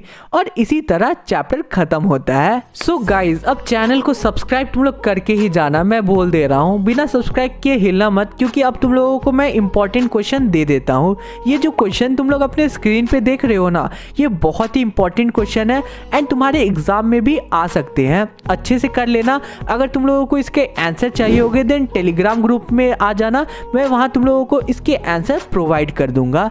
धोते जाओ धोते जाओ धोते जाओ धोते जाओ। अनोखी शक्तियों का मैं मालिक बन गया, जब चाहा एक अदृश्य इंसान बन गया। His Griffin. अगर तुम्हें एक दिन के लिए इनविजिबल बनने की पावर मिलती है तो तुम क्या करोगे? कमेंट्स में जरूर बताना। अगर मैं इनविजिबल बनूंगा तो मैं तुम लोगों के पास जाकर चुपके से तुम्हारे मोबाइल में सब्सक्राइब बटन दबा दूंगा इस चैनल का। सो आज हम लोग पढ़ेंगे तुम्हारे इंग्लिश बुक का chapter number 5, that is footprints without feet. इस वीडियो का एक सीक्रेट बताऊं तुम लोगों को, किसी को बताना मत। एट द एंड तुम लोगों से बहुत ही इंपॉर्टेंट क्वेश्चन शेयर करूंगा जो तुम्हारे एग्जाम्स में भी आ सकते हैं, इसलिए वीडियो को तो छोड़ के जाना मत एंड एंड तक पूरा देखना। तो आराम से चुकू मुकू बैठो और इस एनिमेटेड वीडियो का मजा लो। सो सबसे पहले हम लोग इस चैप्टर का एक छोटा सा ओवरव्यू जान लेते हैं। तो आज का हमारा ये जो स्टोरी है ना, ये एक ऐसे साइंटिस्ट के बारे में जो एक ऐसी डिस्कवरी करता है जिससे ह्यूमन बॉडी इनविजिबल बन जाता है। तो हम लोग देखेंगे इस स्टोरी में कि ये जो साइंटिस्ट है ये अपनी अनोखी शक्तियों का क्या गलत वे में इस्तेमाल करेगा या सही वे में इस्तेमाल करेगा। हेलो दोस्तों, मैं हूँ ग्रिफिन, मैं इस चैप्टर का सबसे मेन कैरेक्टर हूँ एंड मैंने एक बहुत बड़ी डिस्कवरी की है।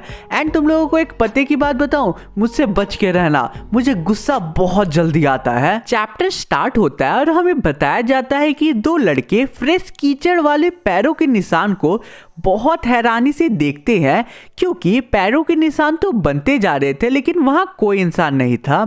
वो निशान लंदन के बीच में एक घर के पास बन रहा होता है। वो बच्चे उन पैरों के निशानों को फॉलो करते जाते हैं और फिर कुछ दूर जाते जाते वो निशान कम होने लगते हैं और एट द एंड वो निशान बनने बंद हो जाते हैं। इस मिस्ट्री का जवाब बहुत ही सिंपल था। वो लड़के एक साइंटिस्ट जिसका नाम ग्रिफिन था उसका पीछा कर रहे थे, जिसने ऐसी डिस्कवरी कर ली थी जिससे ह्यूमन बॉडी ट्रांसपेरेंट हो जाती है। ग्रिफिन एक बहुत ही इंटेलिजेंट साइंटिस्ट था एंड उसने बार बार एक्सपेरिमेंट किया और लास्ट में उसने एक ऐसा रेयर ड्रग मतलब दवाई निकाली जिसे खाते ही वो ग्लास के जैसे ट्रांसपेरेंट हो जाता है, लेकिन उसकी बॉडी सॉलिड ही रहती है, यानी कि वो किसी को भी एंड कोई उसे भी छू सकता था। ग्रिफिन चचा एक लॉलेस आदमी थे, मतलब वो लॉ को तोड़ने वाले आदमी थे। इससे तुम समझ सकते हो कि स्टोरी में ग्रिफिन क्या क्या बुरे कांड करेगा। ग्रिफिन के लैंडलॉर्ड उसे बिल्कुल भी पसंद नहीं करते थे एंड उसे घर से बाहर निकालने की भी कोशिश करते हैं। रिवेंज लेने के लिए जैसे ही ग्रिफिन इनविजिबल बनता है तो वो रिवेंज लेने के लिए अपने लैंडलॉर्ड के घर में आग लगा देता है और किसी को भी दिखाई ना दे, इसलिए वो नंगू पंगू यानी कि अपने कपड़ों को खोलकर गायब हो जाता है एंड वहां से भाग जाता है। अब तुम लोग मुझे कमेंट करके ये मत बोलना कि भैया आपने तो बोला था कि जो साइंटिस्ट है वो नंगू पंगू हो जाता है। अब तुम लोग समझो यार, मैं तो नंगू पंगू वीडियो में दिखा दूंगा, लेकिन आगे क्या होगा वो तुम लोग समझ रहे हो ना? समझ रहे हो? समझ रहे हो आप? समझ रहे हो ना? अब ना तो उसके पास कपड़े थे, ना ही पैसे थे, ना ही घर थे, बस वो इनविजिबल हो गया था और उसी टाइम वो फिर कीचड़ में पैर रख देता है और वो दो लड़के उसका पीछा करने लगते हैं जो चैप्टर के स्टार्ट में हम लोगों को बताया गया था। वो इजीली उन दो लड़कों से पीछा छुड़ा लेता है। ग्रिफिन ने नंगू पंगू होने का गलती उस टाइम पे चुना था जब विंटर का टाइम चल रहा था। वो टाइम था मिड विंटर का, जब वो बिना कपड़ों का घूम रहा होता है लंदन में एंड उसे बहुत ज़्यादा ठंड लग रहा होता है। इसलिए वो डिसाइड करता है कि वो एक बड़े लंदन के स्टोर में चला जाएगा ताकि ठंड से बच सके। स्टोर बंद होने का टाइम आता है और जैसे ही स्टोर बंद हो जाता है तो वैसे ही वो स्टोर में एंटर करता है एंड वहाँ रखे बॉक्स से गर्म कपड़े निकाल कर पहन लेता है। वो shoes, coat, hat and pants पहन लेता है। फिर वो उस स्टोर में रखे कुछ खाने की अलग अलग चीज़ों को ट्राई करता है, जैसे meat, coffee, sweets and wine and ये सारी चीज़ खा पी कर मौज करता है एंड फिर मौज करते करते वो वहाँ रखे गद्दे पे जाकर सो जाता है। नेक्स्ट डे सब कुछ ठीक होता अगर ग्रिफिन स्टाफ्स के आने से पहले ही जाग जाता, बट सुबह होता है और वो सोया रह जाता है। दुकान के असिस्टेंट आते हैं और वो ग्रिफिन को वहाँ देख लेते हैं क्योंकि ऑब्वियसली रात में उसने ड्रेसअप कर लिया था, इसलिए वो सबको दिख रहा था। अब वो असिस्टेंट को जैसे देखता है वैसे ही वो भागने लगता है। वो लोग भी उसका पीछा करने लगते हैं। ग्रिफिन उन लोगों से बचने के लिए दौड़ते दौड़ते अपने कपड़े उतार देता है एंड फिर से पूरी तरीके से इनविजिबल हो जाता है जनवरी के ठंड में। इस बार वो डिसाइड करता है कि वो थिएट्रिकल कंपनी में जाएगा, बस इसलिए नहीं कि उसे कपड़े मिले, बल्कि इसलिए कि उसे अपनी बॉडी के जितने भी एम्प्टी प्लेस है शोल्डर के ऊपर उसे ढक पाए, जैसे कि तुम लोग यहाँ देख सकते हो।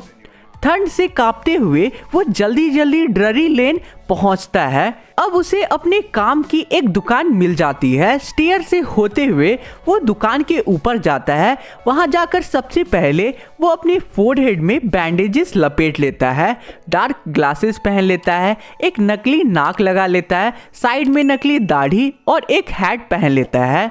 वहां से बच के जाने के लिए वो शॉपकीपर के पीछे से उसे अटैक करके उसके दुकान के सारे पैसों को लूटकर भाग जाता है।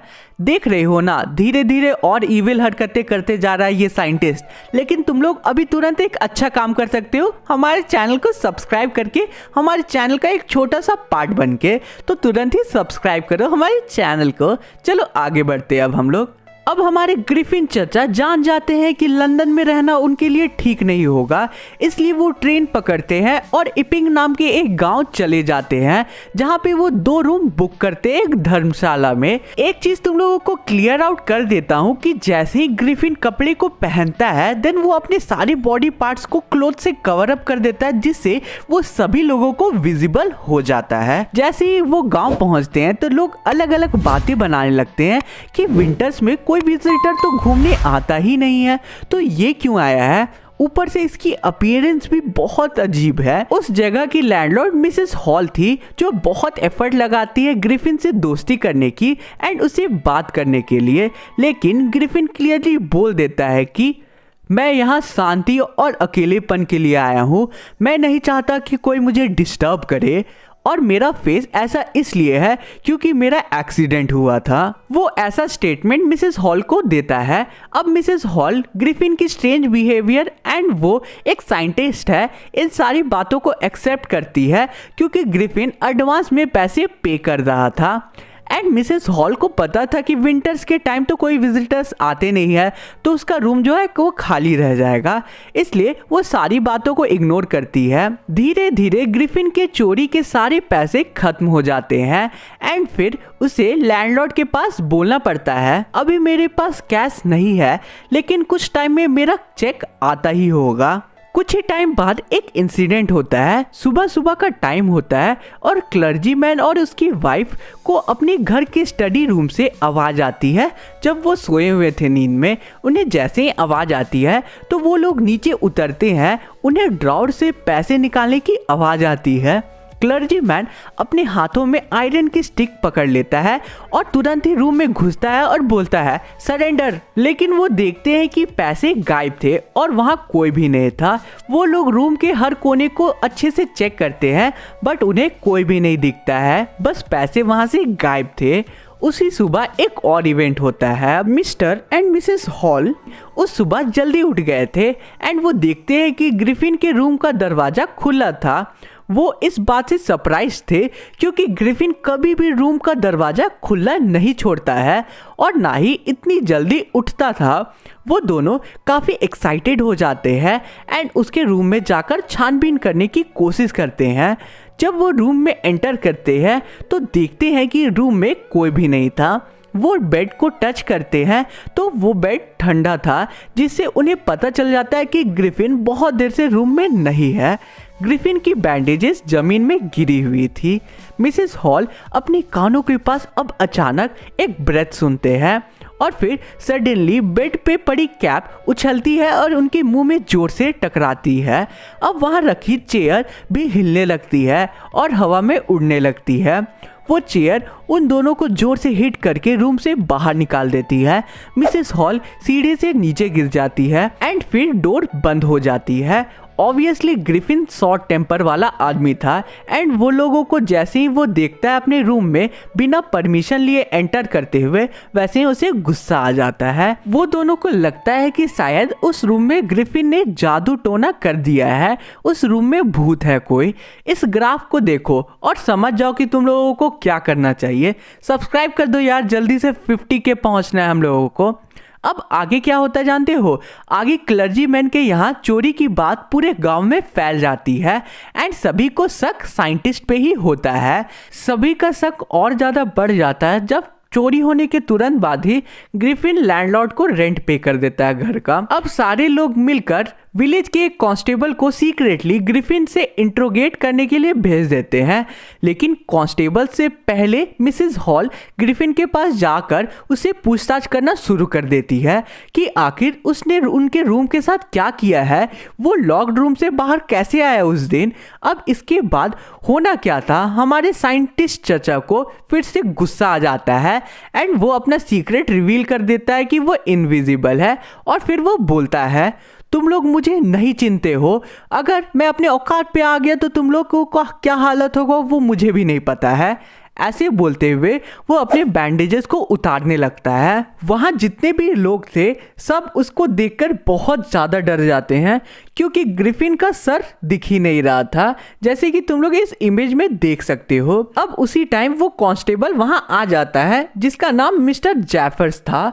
वो आता है और फिर हेडलेस आदमी को देखकर भी नहीं डरता है और बोलता है किसी का सर हो या ना हो, अगर किसी के खिलाफ अरेस्ट करने का ऑर्डर आया है तो मैं किसी भी हालत में अरेस्ट करूंगा। मिस्टर जैफर ग्रिफिन को पकड़ने की कोशिश करते हैं, लेकिन ग्रिफिन अपने हाथों एंड पैरों को जोर जोर से इधर उधर चलाने लगता है और सब चिल्लाने लगते हैं जोर से, पकड़ो पकड़ो उसे पकड़ो। जैसे तैसे ग्रिफिन फिर से पूरे कपड़ों को अपना खोल देता है एंड फिर से वो इनविजिबल बन के सारे लोगों को मारने लगता है इधर उधर, और एट द एंड वो सभी को इधर उधर मार के भाग जाता है। तो इसी के साथ आज का हमारा पूरा चैप्टर कंप्लीट होता है। आई होप तुम लोगों को चैप्टर बहुत ही अच्छे से समझ आया होगा।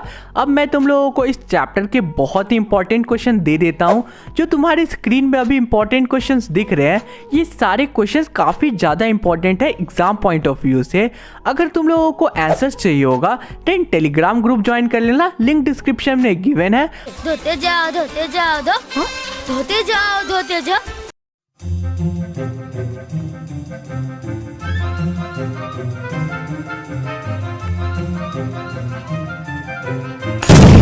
making of a scientist. तो आज हम लोग पढ़ने वाले हैं द मेकिंग ऑफ साइंटिस्ट, जो कि तुम्हारे फुटप्रिंट्स विदाउट फीट का चैप्टर नंबर 6 है। सो तुम लोग को इस वीडियो का एक सीक्रेट बताऊं, किसी को बताना मत। वीडियो के एंड में मैं तुम लोगों को इस चैप्टर से बहुत ही इंपॉर्टेंट क्वेश्चंस दूंगा जो तुम्हारे एग्जाम्स में भी आ सकते हैं। तो ये चैप्टर मेरे हिसाब से तुम्हारे पूरे इंग्लिश के सिलेबस का सबसे बोरिंग चैप्टर है। इसमें ना ही थ्रिल है, ना ही कोई स्टोरी है, ना ही कोई सस्पेंस है। बस है कौन? रिचर्ड ई ब्राइट। रिचर्ड ई ब्राइट कौन है, इसके बारे में मैं तुम लोगों को बहुत ही अच्छे से एक्सप्लेन करूंगा। तो अब आराम से चुकू बैठ जाओ और इस एनिमेटेड एक्सप्लेनेशन का मजा लो। हेलो दोस्तों, मैं हूँ रिचर्ड ई ब्राइट। मुझे बटरफ्लाई में बहुत ही ज़्यादा इंटरेस्ट है एंड मैंने अपने लाइफ में बहुत कुछ कबाड़ा है एंड वही तुम लोगों को इस चैप्टर में पढ़ना होगा। हेलो, मैं हूँ रिचर्ड की मदर। तो अब चलो चैप्टर के डिटेल एक्सप्लेनेशन को शुरू करते हैं। चैप्टर स्टार्ट होते हुए हमें बताया जाता है कि 22 की एज में रिचर्ड ई ब्राइट, जो farmer scout of the year मतलब गाइड ऑफ द ईयर थे, उन्होंने साइंटिफिक वर्ल्ड को अपनी डिस्कवरी कि कैसे सेल वर्क करती है, इस डिस्कवरी से सबको उत्तेजित कर दिया, यानी कि एक्साइट कर दिया। रिचर्ड ई ब्राइट एंड उसके रूममेट ने अपनी थ्योरी को एक आर्टिकल जिसका नाम proceeding of national academy of science था, उसमें एक्सप्लेन किया था। ये पहली बार हुआ था कि किसी कॉलेज के स्टूडेंट की रिसर्च को इस आर्टिकल में पब्लिश किया गया था। स्पोर्ट्स में ये ऐसा था कि 15 की एज में किसी ने बिग लीग खेला और उसमें पहले बैटिंग करके होम रन मार दिया। सीधे साधे मतलब में समझ जाओ कि ये बहुत ही बड़ी अचीवमेंट थी। इसके बाद रिचर्ड ई ब्राइट ने ऐसे कई अचीवमेंट किए एंड उन्हें बहुत सारे अवार्ड्स मिलते गए। एंड ये सारी चीज़ें कैसे स्टार्ट हुई थी? ये सारी चीज़ें बटरफ्लाई से शुरू हुई थी। अब हम लोग रिचर्ड ई ब्राइट के लाइफ के फ्लैशबैक में जाएंगे। रिचर्ड ई ब्राइट एक लौता बेटा था अपनी फैमिली का, जो पेंसिल्वेनिया के नॉर्थ में बड़ा हुआ था एंड जगह का नाम रीडिंग था।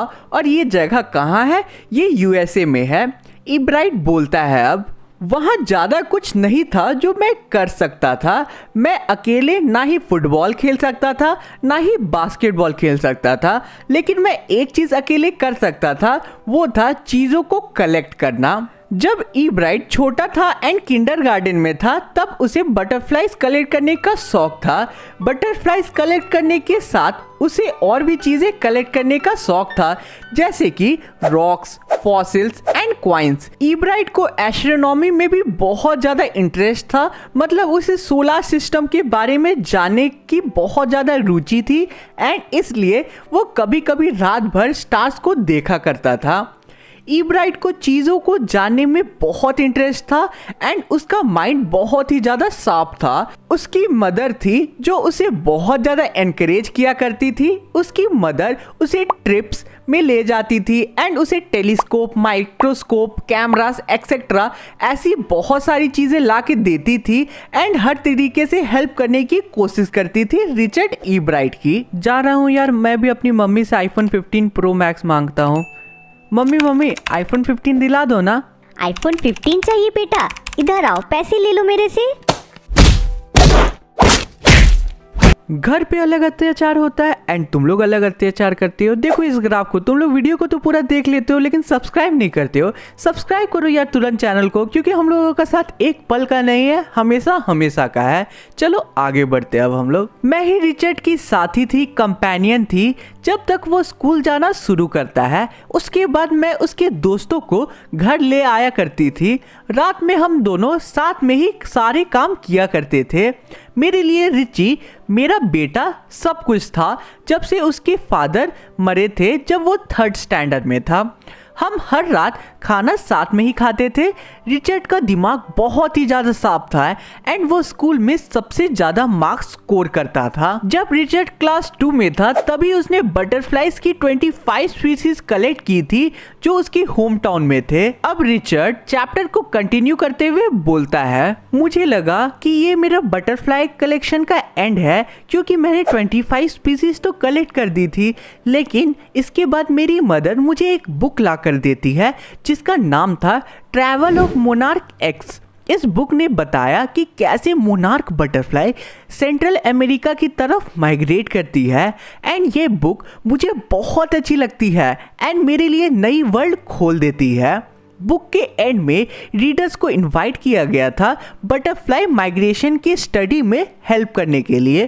कनाडा में यूनिवर्सिटी ऑफ टोरंटो में डॉक्टर फ्रेडरिक ए उर्कुहार्ट ने सभी को बोला कि वो बटरफ्लाई को टैग करे, मतलब उसके विंग्स पे पतला सा टैग लगा दे ताकि उसकी माइग्रेशन को वो अच्छे से स्टडी कर पाए। ईब्राइट को पता था कि एक एक बटरफ्लाई को पकड़ के टैग लगाना बहुत दिक्कत का काम था, इसलिए उसने आइडिया लगाया और वो फीमेल मोनार्क बटरफ्लाई को पकड़ता है, उनके एग्स ले लेता है और उनसे जैसे नए बच्चे आते थे तो वो उन्हें टैग करके छोड़ देता था।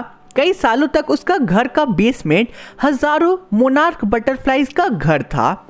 धीरे धीरे रिचर्ड का इंटरेस्ट इसमें कम होने लगा क्योंकि ये प्रोसेस काफ़ी टाइम कंज्यूमिंग था एंड उन्हें अच्छा फीडबैक नहीं मिल रहा था। उन्हें केवल 2 टैग्ड बटरफ्लाईज ही दोबारा मिलते हैं जो उनके घर से सिर्फ 75 माइल्स ही दूर थे एंड इससे वो कोई भी पता यानी कि कोई भी अपना रिसर्च वर्क कंटिन्यू नहीं कर सकते थे। अब रिचर्ड 7th स्टैंडर्ड में पहुंच जाते हैं। वहां वो एक साइंस के काउंटी फेयर में जाते हैं, मतलब लोकल साइंस फेयर में जाते हैं। वहां सभी को साइंस पे अपने प्रोजेक्ट सबमिट करना था। वहां सभी कुछ ना कुछ जीतते हैं अपने प्रोजेक्ट से, लेकिन रिचर्ड को कोई भी प्राइज नहीं मिलता है एंड वो बहुत ज़्यादा सैडली वहां बस बैठे होते हैं। Richard slides of rock tissue पे अपना प्रोजेक्ट सबमिट करते हैं। वो रियलाइज करते हैं कि सारे विनर्स ने ट्राई किया था कुछ रियल एक्सपेरिमेंट करने का। मैं जान चुका था कि नेक्स्ट साल साइंस फेयर जीतने के लिए मुझे कुछ नया एक्सपेरिमेंट करना होगा। फिर मैं सोचता हूँ कि मुझे सबसे ज़्यादा इंसेक्ट के बारे में ही पता है, तो उसी फील्ड में मुझे कुछ करना चाहिए। इसलिए मैं डॉक्टर उर्कुहार्ट को आइडियाज़ के लिए लेटर लिखता हूँ एंड उस लेटर के रिप्लाई में मुझे बहुत सारे आइडियाज़ मिलते हैं जिसने मुझे पूरे हाई स्कूल के टाइम पे बिजी रखा। इसके बाद मैंने कई प्रोजेक्ट्स बनाए एंड बहुत सारे प्राइजेस भी जीते काउंटी एंड इंटरनेशनल फेयर में। जैसे कि एक प्रोजेक्ट था जिसमें मैंने ये ढूंढने की कोशिश करता हूँ कि हर साल कौन से वायरल डिजीज़ के कारण बहुत सारे मोनार्क कैटरपिलर मारे जाते हैं। मुझे लगता है कि शायद डिजीज बीटल से फैलता है, इसलिए मैंने कैटरपिलर को बीटल के प्रेजेंस में बड़ा करता हूँ, लेकिन कोई भी रिजल्ट नहीं मिलता है। मैंने जो भी एक्सपेरिमेंट करने की कोशिश किया था मैंने वही दिखा दिया अपने साइंस फेयर में एंड इस बार मैं जीत गया। रिचर्ड तो जीत गया, लेकिन तुम लोग मुझे कब जिताओगे यार? जल्दी से 50K पहुंचना है, सब्सक्राइब कर दो। चलो आगे बढ़ते हैं। अब नेक्स्ट ईयर वो फिर से दूसरे प्रोजेक्ट पे काम करते हैं। इस बार उन्हें एक थ्योरी को टेस्ट करना था। थ्योरी ये था कि वाइसरॉय बटरफ्लाई मोनार्क बटरफ्लाई को कॉपी करती है और वो ऐसा इसलिए करती है ताकि वो मोनार्क बटरफ्लाई जैसा दिख पाए एंड बर्ड्स उन्हें ना खाए, क्योंकि बर्ड्स को मोनार्क बटरफ्लाई खाने में टेस्टी नहीं लगता है। इसको उन्हें प्रूव करना था एंड टेस्ट करना था। ईब्राइट को प्रोजेक्ट में ये देखना था कि क्या बर्ड्स मोनार्क बटरफ्लाई को खाती है। रिचर्ड अपने रिसर्च में पाते हैं कि स्टार्लिंग नाम का बर्ड ऑर्डिनरी बर्ड फूड नहीं खाते हैं एंड वो उन्हें जितने भी मोनार्क बटरफ्लाई मिलते थे उन्हें वो खुशी खुशी खा लेते थे। उनका ये प्रोजेक्ट फर्स्ट पोजीशन हासिल करता है जूलॉजी डिवीज़न में एंड 3rd प्राइज वो जीतते हैं काउंटी साइंस फेयर में। अब हाई स्कूल के 2nd ईयर यानी 10th स्टैंडर्ड में वो फिर से रिसर्च शुरू करते हैं एंड इस बार वो अननोन इंसेक्ट हार्मोन की डिस्कवरी करते हैं और यहीं से इनडायरेक्टली वो अपनी थ्योरी लाइफ ऑफ सेल पे काम शुरू करते हैं। सभी का मानना था कि मोनार्क प्यूपा में 12 टाइनी गोल्ड स्पॉट्स बस शो के लिए है, लेकिन रिचर्ड और एक साइंस का स्टूडेंट एक साथ मिलकर एक डिवाइस बनाते हैं जो शो करता था कि वो बटरफ्लाई में ऐसे हार्मोन सेक्रीट करता था जिससे बटरफ्लाई की डेवलपमेंट होती थी। इस एक्सपेरिमेंट से मुझे फर्स्ट प्राइज मिलता है काउंटी फेयर में एंड इससे मुझे international science and engineering fair में एंट्री मिल जाता है जहां अलग अलग कंट्री के कॉम्पिटिटर्स थे। यहाँ पे मुझे 3rd पोजीशन मिल जाता है जूलॉजी में और साथ में ही मुझे समर के टाइम चांस मिलता है entomology laboratory of Walter read army institute of research में जाने का। अब वो 11th में जाते हैं एंड अपने एक्सपेरिमेंट को कंटिन्यू करते हैं। इस बार वो इंटरनेशनल साइंस फेयर में फर्स्ट होते हैं एंड फिर से उन्हें आर्मी लैब जाकर काम करने का चांस मिलता है। 12th स्टैंडर्ड में वो एक खोज करते हैं कि जो गोल्डन स्पॉट्स है उससे ऐसे हार्मोन निकलते हैं जिससे विंग्स की डेवलपमेंट होती है। इस खोज के लिए उन्हें जूलॉजी के इंटरनेशनल फेयर में फर्स्ट प्राइज मिलता है। फिर वो पूरी गर्मी की छुट्टी बिताते हैं army lab and US department of laboratory में रिसर्च करते हुए। अब कॉलेज का फर्स्ट ईयर उनका स्टार्ट होता है। वो हार्वर्ड यूनिवर्सिटी में एडमिशन लेते हैं और अपनी रिसर्च को जारी रखते हैं एंड लैब की सोफिस्टिकेटेड इंस्ट्रूमेंट्स की हेल्प से वो उस हार्मोन की केमिकल स्ट्रक्चर को आइडेंटिफाई कर लेते हैं। 1-1.5 साल बाद जब वो उन हार्मोन के केमिकल स्ट्रक्चर के एक्सरे को देख रहे होते हैं तो इब्राइट को अचानक से आइडिया आ जाता है सेल के लाइफ के बारे में। उन्हें पता चलता है कि डीएनए को क्यों ब्लूप्रिंट ऑफ लाइफ कहा जाता है एंड डीएनए से हेरिडिटी कैसे ट्रांसफर होती है।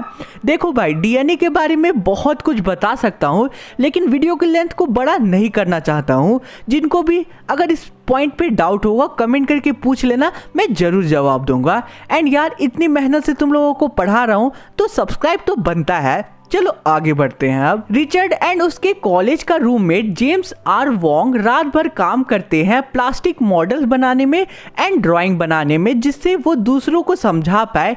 एंड फिर उनका आर्टिकल पब्लिश होता है जिसके बारे में चैप्टर के स्टार्ट में भी लिखा था। रिचर्ड अपने क्लास के 1510 बच्चों में सेकेंड होते हैं एंड ग्रेजुएट हो जाते हैं। वो अपने रिसर्च को कंटिन्यू करते हैं एंड अगर वो अपनी थ्योरी को करेक्ट प्रूव कर देते तो ये बहुत बड़ा स्टेप होता है in understanding the process of life. इससे हमें दूसरी डिजीजेस जैसे कैंसर एंड और भी दूसरे डिजीजेस के बारे में जानने में बहुत ज़्यादा हेल्प मिलता एंड हमें पता चलता कि कैसे हम इन डिजीजेस से बच पाए। ये सारी चीज़ें इसलिए पॉसिबल हो पाई क्योंकि रिचर्ड को चीज़ों को जानने में बहुत ज़्यादा क्यूरियोसिटी था। इन सब के अलावा मैं और भी दूसरी चीज़ों में इंटरेस्टेड था जैसे डिबेट में, पब्लिक स्पीकिंग में, कैनोइंग एंड आउटडोर एक्टिविटीज़ में एंड इसके साथ साथ मैं एक एक्सपर्ट फोटोग्राफर भी था। हाई स्कूल में उनके सोशल स्टडीज़ के टीचर रिचर्ड ए वियरर उन्हें बहुत ज़्यादा मोटिवेट करते हैं एंड उनकी तारीफ किया करते थे। आगे चैप्टर में लिखा है कि साइंटिस्ट बनने के लिए कौन कौन सी क्वालिटीज़ होनी चाहिए। सबसे पहले शार्प माइंड होनी चाहिए, उसमें क्यूरियोसिटी ऐड करना होगा और फिर सही रीज़न के लिए काम करना होगा, यानी कि समाज की भलाई के लिए डिस्कवरी करना होगा। सो इसी के साथ आज का हमारा ये लंबा सा चैप्टर कंप्लीट होता है। देखो यार, आप सब्सक्राइब कर दो जल्दी से चैनल को क्योंकि अब तुम लोगों को मैं बहुत ही इंपॉर्टेंट क्वेश्चन देने वाला हूँ इस चैप्टर का। जो तुम लोग अपने स्क्रीन में ये क्वेश्चन देख रहे हो ये बहुत ही ज़्यादा इंपॉर्टेंट क्वेश्चन है। सारे क्वेश्चन को अच्छे से प्रैक्टिस कर लेना। आंसर अगर चाहिए होगा, नहीं मिल रहा होगा तुम लोगों को, देन टेलीग्राम ग्रुप ज्वाइन कर लेना। मैंने डॉक्यूमेंट में आंसर प्रोवाइड कर दिया होगा वीडियो अपलोड होने के बाद। एंड नहीं तो मैंने तो तुम लोगों को चैप्टर इतना अच्छे से एक्सप्लेन कर दिया कि तुम लोग खुद ही सारे आंसर्स को, सारे क्वेश्चंस को आंसर कर लोगे। धोते जाओ धोते जाओ धोते जाओ धोते जाओ।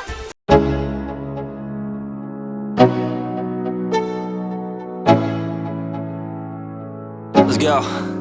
Yeah. I'm like an addict, do I gotta have necklace. और जिस लड़की को तुम लोगों ने देखा उसी के अराउंड हमारा आज का पूरा चैप्टर रिवॉल्व करेगा। तो इस लड़की को जिसका नाम मैथिल्डा होता है उसे अपने लाइफ के 10 साल इस नेकलेस के चलते वेस्ट करना पड़ा और एट द एंड उसे इस नेकलेस के बारे में ऐसा सच पता चलता है जिसे वो सुनकर बहुत ही ज्यादा शॉक्ड हो जाती है। तो आखिर वो सच क्या था, इसे जानने के लिए तो तुम लोगों को इस वीडियो को पूरा एंड तक देखना ही होगा। तो अब चलो हम लोग आज के 3D एनिमेटेड एक्सप्लेनेशन को शुरू करते हैं। तो सबसे पहले तो हम लोग जान लेते हैं कि इस चैप्टर में हम लोग कौन कौन से कैरेक्टर्स को देखने वाले हैं। तो हमारी पहली कैरेक्टर है मैथिल्डा, जो कि सबसे इंपॉर्टेंट कैरेक्टर होने वाली है इस पूरे प्ले में। सेकंड कैरेक्टर है मिस्टर लाउजेल, जो कि मैथिल्डा के हस्बैंड है।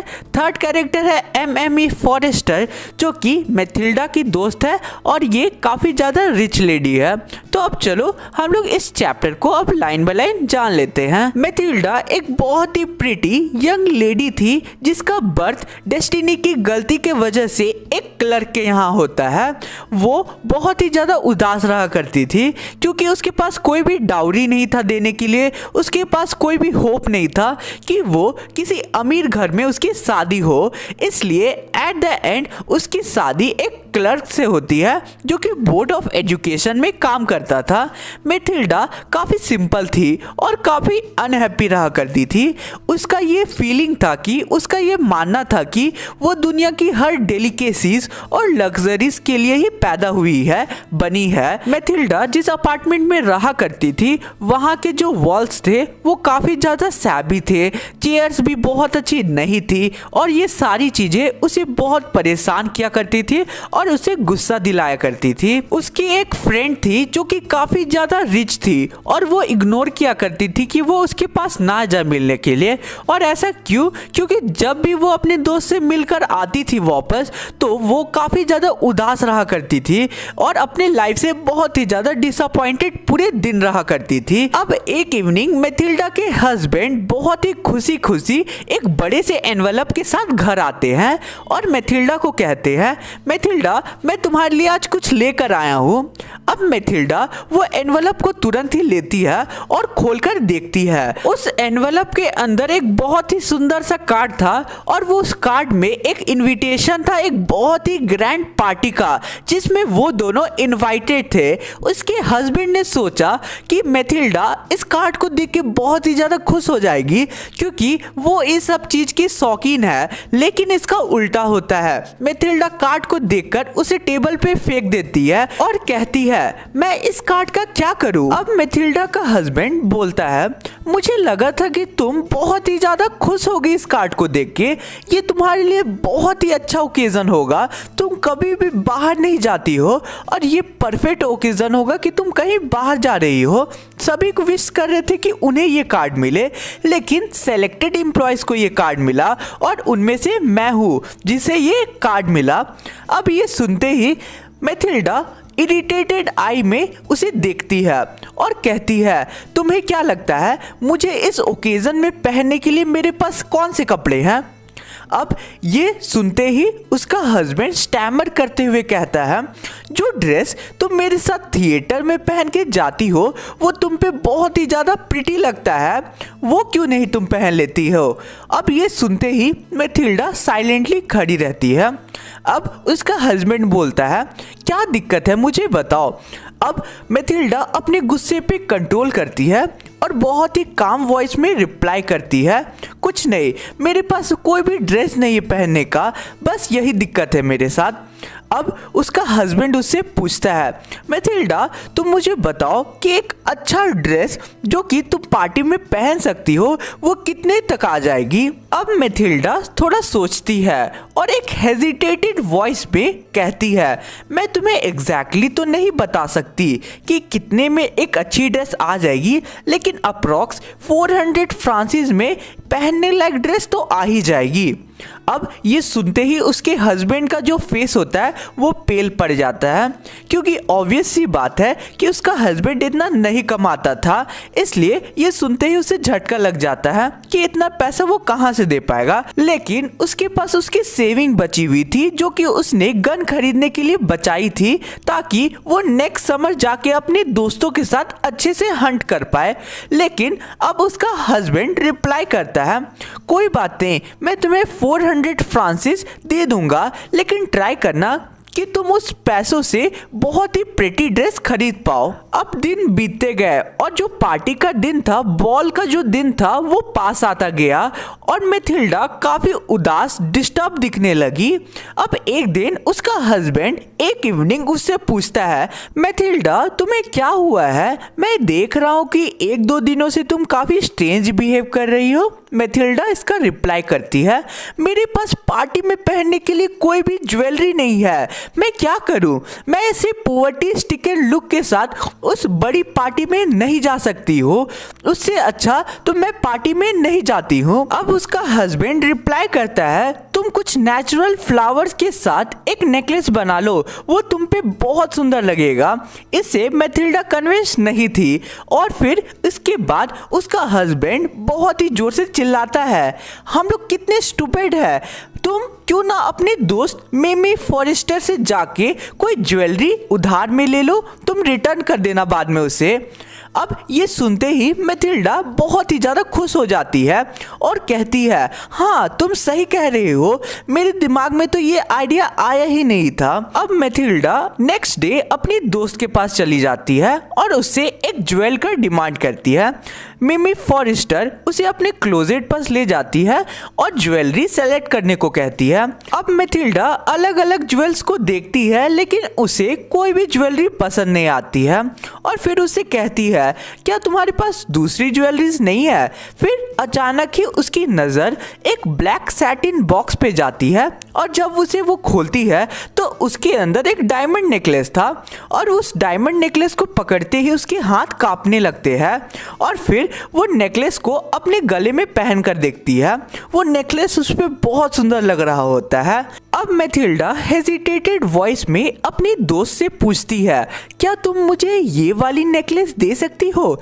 अब उसकी दोस्त रिप्लाई करती है, हाँ तुम ले लो इस नेकलेस को। अब बॉल का दिन आता है, यानी कि वो पार्टी का दिन आता है। मैथिल्डा बहुत ही ज्यादा खुश होती है, वो उस पूरे पार्टी में बहुत ही ज़्यादा प्रिटी दिख रही होती है और वो काफ़ी ज़्यादा स्माइल कर रही होती है, वो काफ़ी जॉय में रहती है। सारे मेंस उसके बारे में पूछ रहे होते हैं कि आखिर वो कौन है। वो बहुत ही ज़्यादा इंथुसियाज्म से डांस करती है और वो पूरी पार्टी को बहुत ही ज़्यादा एंजॉय करती है। मैथिल्डा के हस्बैंड 12 बजते ही सैलो में जाके सो जाते हैं अपने 3 और दूसरे दोस्तों के साथ और उनकी वाइफ्स और मैथिल्डा पूरे 4 बजे तक बहुत ही ज़्यादा एंजॉय करती है और डांस करते रहती है।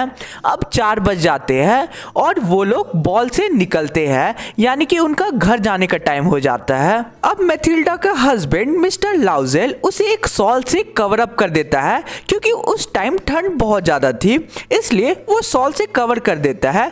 लेकिन ये देखते ही मैथिल्डा उस पार्टी से तुरंत निकलती है क्योंकि वो नहीं चाहती थी कि कोई उसे उस पुरानी सॉल के साथ देख ले, इसलिए वो तुरंत ही उस बॉल से निकलती है और स्ट्रीट्स में वॉक करने लगती है। रात ज्यादा हो गई थी जिसके कारण उन्हें कोई भी कैब नहीं मिल रहा था, इसलिए एट द एंड उन्हें एक पुराना कैरेज मिलता है जिसमें वो लोग बैठते हैं और वो कैरेज उन्हें घर तक ड्रॉप कर देता है। अब वो लोग घर में जाते हैं। अब घर जाते के साथ जब मैथिल्डा अपने सॉल को हटाती है तब उसे एक बहुत ज़्यादा बड़ा झटका लगता है। उसका जो नेकलेस होता है डायमंड का वो उसके गले में नहीं होता है। अब वो जोर से चिल्लाती है और फिर उसका हस्बैंड उसके पास आ जाता है कि आखिर क्या हुआ, तुम इतनी जोर से क्यों चिल्लाई? अब मैथिल्डा बहुत ही ज़्यादा घबराते हुए कहती है, मेरे पास नहीं है, मेरे पास वो नेकलेस नहीं है जो मैंने अपने दोस्त से लिया था, वो डायमंड नेकलेस मेरे गले में नहीं है। अब ये सुनते ही उसका हस्बैंड कहता है, क्या ये तुम क्या कह रही हो, ये नहीं हो सकता है। अब वो दोनों एक साथ उस नेकलेस को इधर उधर ढूंढने लगते हैं। वो लोग पूरे अपने ड्रेस को चेक करते हैं, अपने सारे पॉकेट्स को चेक करते हैं, लेकिन उन्हें कुछ भी नहीं मिलता है।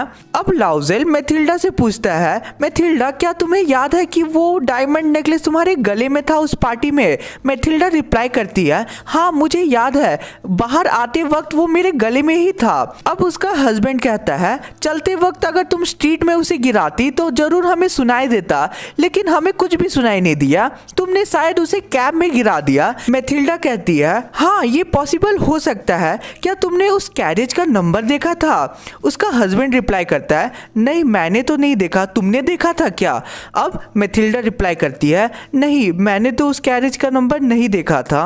अब दोनों एक दूसरे को देखते हैं और फाइनली लाउज़ेल फिर से ड्रेसअप होता है और उस डायमंड नेकलेस को ढूंढने निकल पड़ता है। वो जब तक बाहर था तब तक मैथिल्डा भी चैन से नहीं रहती है, वो अपनी ड्रेस में वैसे ही पड़ी रहती है। अब 7 बज जाते हैं और उसका हस्बैंड रिटर्न होता है और उसके पास कुछ भी नहीं रहता है, उसे वो डायमंड नेकलेस नहीं मिलता है। अब वो लोग पुलिस स्टेशन जाते हैं, कंप्लेन करते हैं, कैब ऑफिसेज भी जाते हैं, एडवर्टीजमेंट भी डालते हैं न्यूज़पेपर में कि जो भी उसे ढूंढ के देगा उसे रिवॉर्ड मिलेगा। टाइम बीतते गया, 1 वीक बीत जाता है, उनके सारे होप मर जाते हैं। अब वो लोग बहुत ही ज़्यादा उदास हो जाते हैं। अब वो लोग एक रॉयल शॉप में जाते हैं जहाँ से उन्हें सेम टू सेम वैसा ही डायमंड नेकलेस मिल रहा था और उसका कॉस्ट था 40,000 फ्रांसिस, जो कि उनके लिए अनअफोर्डेबल था। कैसे भी करके दुकान वाला 36,000 फ्रांसिस पे उस नेकलेस को देने के लिए तैयार हो गया था। लाउज़ेल के पास 18,000 फ्रांसिस थे जो कि उसके फादर ने उसके लिए छोड़ा था, बाकी के उसने बोरो किए थे इधर उधर से। कुछ उसने अपने दोस्तों से लिया था, कुछ उसने मनी लेंडर से लिया था जिसके लिए उन्हें बाद में पे करना था। अब वो लोग दुकान में जाते हैं और वो सेम टू सेम वैसे ही डायमंड नेकलेस परचेज कर लेते हैं 36,000 फ्रांसिस में। और फिर वो अपने दोस्त के पास जाती है, यानी मैथिल्डा फिर अपने दोस्त के पास जाती है और उसे वो नेकलेस रिटर्न कर देती है। अब बहुत ही ख़राब टोन में उसकी दोस्त कहती है, तुम्हें ये नेकलेस पहले ही दे देना चाहिए था, मुझे इसकी जरूरत पड़ सकती थी। अब मैथिल्डा को डर लग रहा होता है कि कहीं उसकी दोस्त पहचान ना ले कि वो एक रिप्लेसमेंट है उस डायमंड नेकलेस का, लेकिन ऐसा नहीं होता है और फिर मैथिल्डा वहां से चली जाती है। अब इस दिन से उनकी पूरी लाइफ चेंज हो जाती है। वो लोग डेप्ट में यानी कि कर्ज में डूब जाते हैं। उन्हें सारे पैसे लौटाने थे जो कि उन्होंने दूसरे लोगों से लिया था। अब वो लोग अपना अपार्टमेंट को छोड़ देते हैं, इवन वो लोग मेड को छुट्टी दे देते हैं। अब मैथिल्डा अपने घर के सारे काम खुद ही करती थी, खुद ही बर्तन धोती थी, खुद ही कपड़े धोती थी, किचन का सारा काम करती थी। मैथिल्डा जो कि बहुत ही ज़्यादा प्रीटी दिखा करती थी, अब वो ओल्ड दिखने लगी थी, अब वो बूढ़ी दिखने लगी थी। उसका हस्बैंड भी दिन रात काम करने लगा था। वो 10 साल तक दिन रात काम करके सारे कर्ज तोड़ लेते हैं और फाइनली उनका 10 साल बाद पूरा कर्ज खत्म होता है। मैथिल्डा अकेले में ये सोचा करती थी कि काश वो नेकलेस मैं उस दिन नहीं खोती, हमारा ऐसा दिन नहीं होता अगर मैं वो नेकलेस उस दिन नहीं खोती। अब एक दिन पार्क में मैथिल्डा चल रही होती है और उसके सामने से उसकी दोस्त मिमी फॉरेस्टर अपने बच्चे के साथ गुजर रही होती है। वो तो नहीं पहचान पाती है, मिमी फॉरेस्टर उसे नहीं पहचान पाती है क्योंकि मैथिल्डा पूरा चेंज हो चुकी होती है। वो सोचती है कि क्या मैं अपनी दोस्त को रोकूं, मैं इसे सच बताऊं। फिर वो डिसाइड करती है अब तो मैंने उसे नेकलेस दे दिया है तो मैं उसे सच बता देती हूँ। अब मैथिल्डा अपनी दोस्त मिमी फॉरेस्टर से बात करती है और उसे रोकती है और फिर उसकी दोस्त भी उसे पहचान लेती है और कहती है, मैथिल्डा ये तुम्हारे साथ क्या हो गया है, तुम इतनी बदल क्यों गई हो? अब मैथिल्डा थोड़ा गुस्से में रिप्लाई करती है, ये सारी चीज़ें तुम्हारी वजह से हुई है। तुम्हें याद है तुम्हारा वो नेकलेस, वो डायमंड नेकलेस, सब उसी के वजह से हुआ है। अब मैथिल्डा सारी बातें उसे बता देती है और कहती है कि मैंने तुम्हें एक नया डायमंड नेकलेस दिया तुम्हारे पुरानी वाले के बदले। अब ये सुनते ही मिमी फॉरेस्टर बहुत ही ज़्यादा शॉक्ड हो जाती है और कहती है, ओ माय पुअर मैथिल्डा, वो तो नकली था, तुमने मुझे असली डायमंड नेकलेस दे दिया है। मेरी जो नेकलेस था उसका कॉस्ट बस 500 फ्रांसिस था और तुमने मुझे नया दे दिया है। सो गाइस, यहाँ हमारा चैप्टर कंप्लीट होता है और बस तुम लोगों से एक चीज कहना चाहूँगा कि लाइफ में जितना भी मिलता है किसी को उतना ही में खुश रहना चाहिए, जितना तुम लोगों के पास है उसमें सेटिस्फाइड रहना। बाकी तुम लोगों को वीडियो पसंद आएगा देन वीडियो को लाइक करना, चैनल पे नए तो सब्सक्राइब जरूर करना। धोते जाओ धोते जाओ धोते जाओ धोते जाओ। तो आज हम लोग पढ़ने वाले तुम्हारे फुटप्रिंट्स विदाउट फीट का चैप्टर नंबर 9 दैट इज भोली, जिसे लिखा है के अब्बास ने। सो ये जो चैप्टर है ना काफी इजी सा चैप्टर है एंड अगर वीडियो को एंड तक देख लेते हो देन वीडियो के एंड में मैं तुम लोगों को बहुत ही इंपॉर्टेंट क्वेश्चंस दूंगा जो तुम्हारे एग्जाम्स में भी आ सकते हैं। तो सबसे पहले हम लोग इस चैप्टर के मेन कैरेक्टर से मिल लेते हैं। हेलो, मेरा रियल नाम सुलेखा है, लेकिन लोग मुझे प्यार से भोली कह के पुकारा करते हैं क्योंकि मैं रियल में बहुत ज्यादा भोली हूँ। हाय, मैं हूँ भोली का पिता एंड मैं बहुत ही अमीर फार्मर हूँ। हेलो, मैं हूँ भोली की मॉम। हाय, मैं हूँ बिशंबर नाथ एंड मैं बहुत ही लालची इंसान हूँ एंड इसके बारे में तुम लोगों को चैप्टर के एंड में अच्छे से पता चल जाएगा। तो अब चलो बिना कोई टाइम वेस्ट किए शुरू करते हैं आज के हमारे इस चैप्टर को। तो चैप्टर स्टार्ट होते हुए हम लोगों को ये बताया जाता है कि जिस लड़की के बारे में हम लोग पढ़ने वाले हैं उसका रियल नेम सुलेखा होता है। अपने चाइल्डहुड के टाइम से ही उसे लोग भोली द सिम्पटन कह के पुकारा करते थे। वो अपने फादर रामलाल की 4th डॉटर थी, यानी कि चौथी बेटी थी। जब वो 10 महीने की थी तब वो बेड से नीचे गिर जाती है, जिसके कारण उसके ब्रेन के कुछ पार्ट्स डैमेज हो जाते हैं और वो बाकी सारे बच्चों के कंपेयर में पीछे रह जाती है।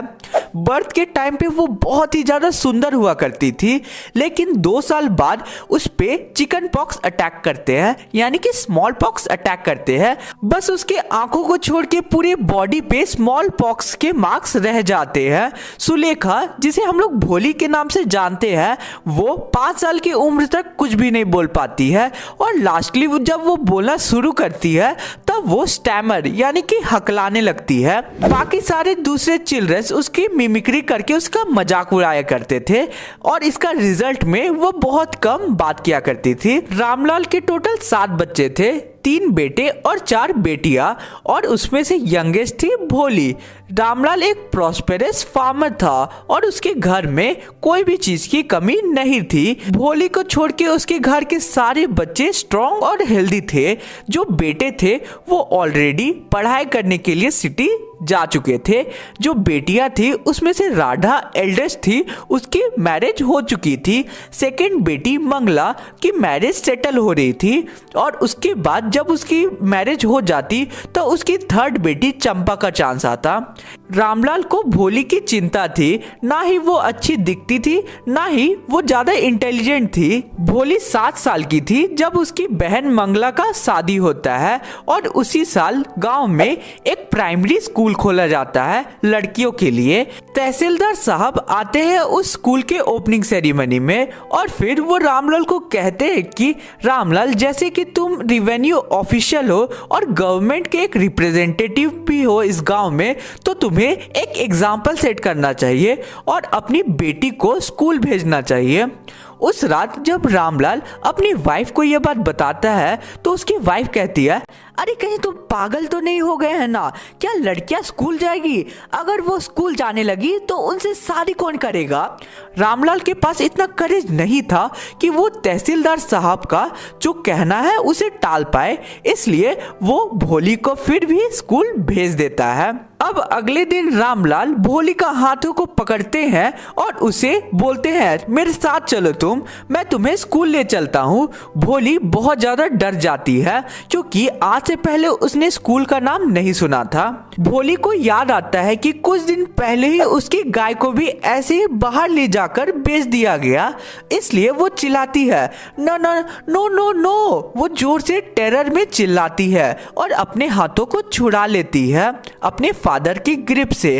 अब रामलाल गुस्से में चिल्लाता है, अरे पागल, तुम्हें क्या दिक्कत है? मैं तो तुम्हें बस स्कूल ही ले जा रहा हूँ। अब वो अपनी वाइफ को फिर से बोलता है कि भोली को अच्छे से कपड़े पहना देने और उसे अच्छा से ड्रेसअप कर देने, क्योंकि अगर वो भोली को ऐसे ही स्कूल ले जाता तो वहाँ की टीचर और बाकी की स्टूडेंट्स क्या सोचते, इसलिए वो अब भोली को अच्छे कपड़े पहना देते हैं। आज से पहले भोली को कभी भी नए कपड़े नहीं दिए गए थे पहनने के लिए, लेकिन ये पहली बार था कि उसे नए कपड़े दिए गए थे। वो आज से पहले केवल अपनी बहनों की पुरानी फटी ड्रेस ही पहना करती थी या पुरानी धोई हुई ड्रेस ही पहना करती थी।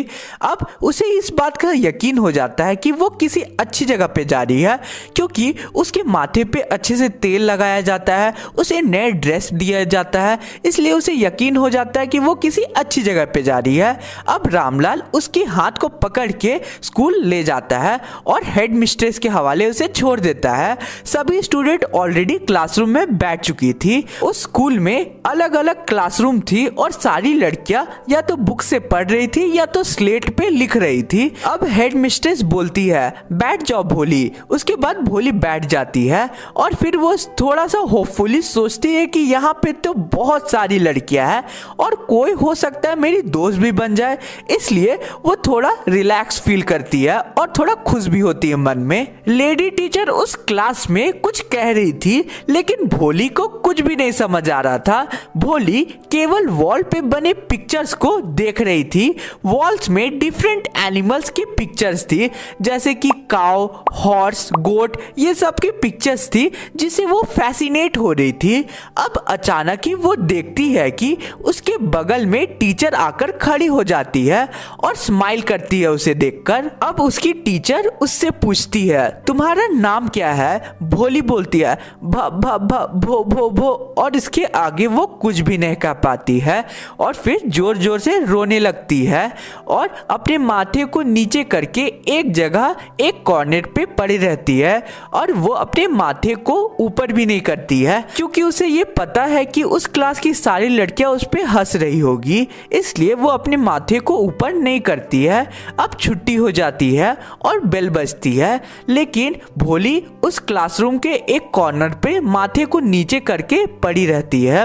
अब टीचर उसे बोलती है भोली और उस आवाज में उसे एक बहुत ही अपनापन मिलता है और उसकी हार्ट को वो आवाज टच कर जाती है क्योंकि आज से पहले उसकी लाइफ में किसी ने भी उसका नाम इतने प्यार से नहीं लिया था। अब उसकी टीचर कहती है उठ जाओ और ये एक कमांड नहीं था, एक फ्रेंडली सजेशन था और बोलती है कि मुझे अपना नाम बताओ। भोली बहुत ज्यादा डरती है लेकिन वो डिसाइड करती है कि वो एफर्ट लगाएगी और अपने नाम को बोलेगी।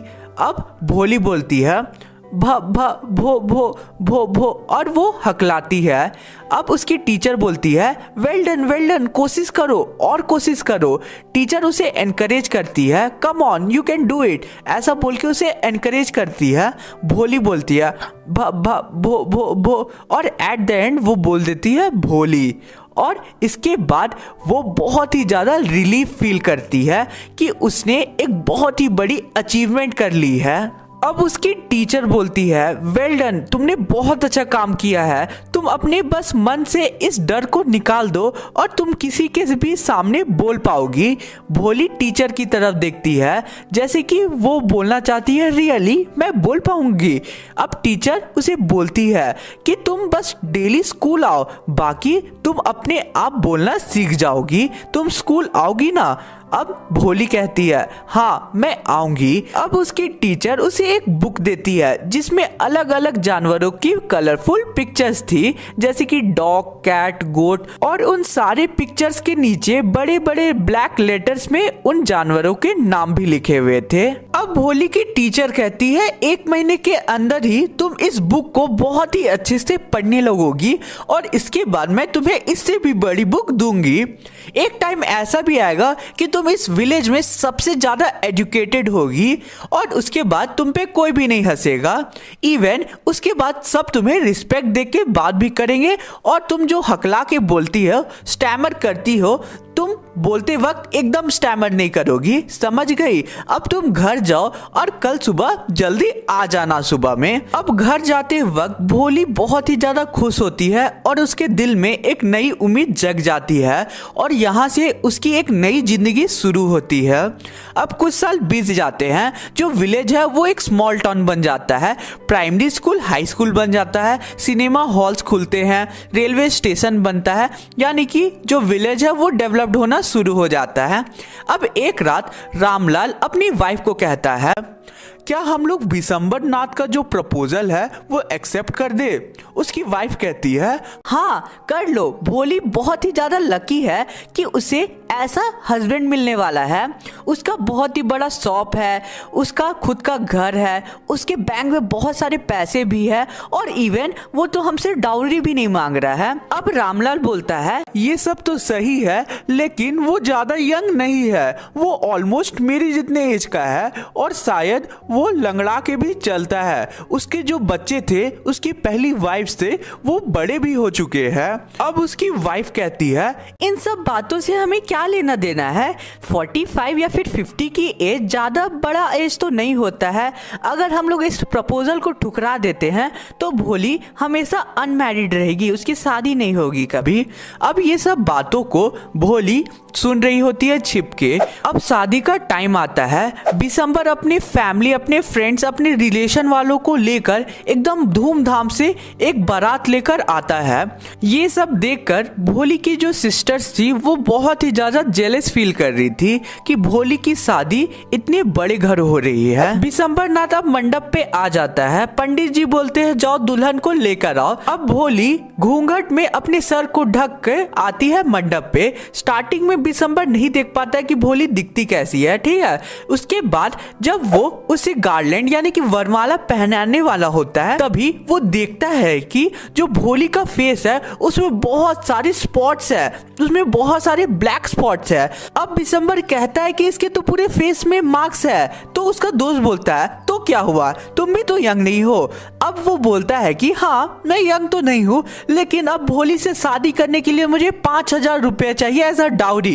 रामलाल जैसे ही यह बात सुनता है वो अपने टर्बन यानी कि पगड़ी को उतार कर उसके फीट पे रख देता है और बोलता है कि मुझे इतना ह्यूमिलेट मत करो दिसंबर, 2,000 रुपये ले लो, मैं 2,000 दे सकता हूँ। तभी दिसंबर कहता है मुझे 5,000 दो, नहीं तो मैं जा रहा हूँ। अब आंखों में टीयर्स लेके रामलाल सेफ पे जाता है, यानी कि अपने घर का सेफ पे जाता है, नोट्स को गिनता है और 5,000 उसके फीट में जाके रख देता है।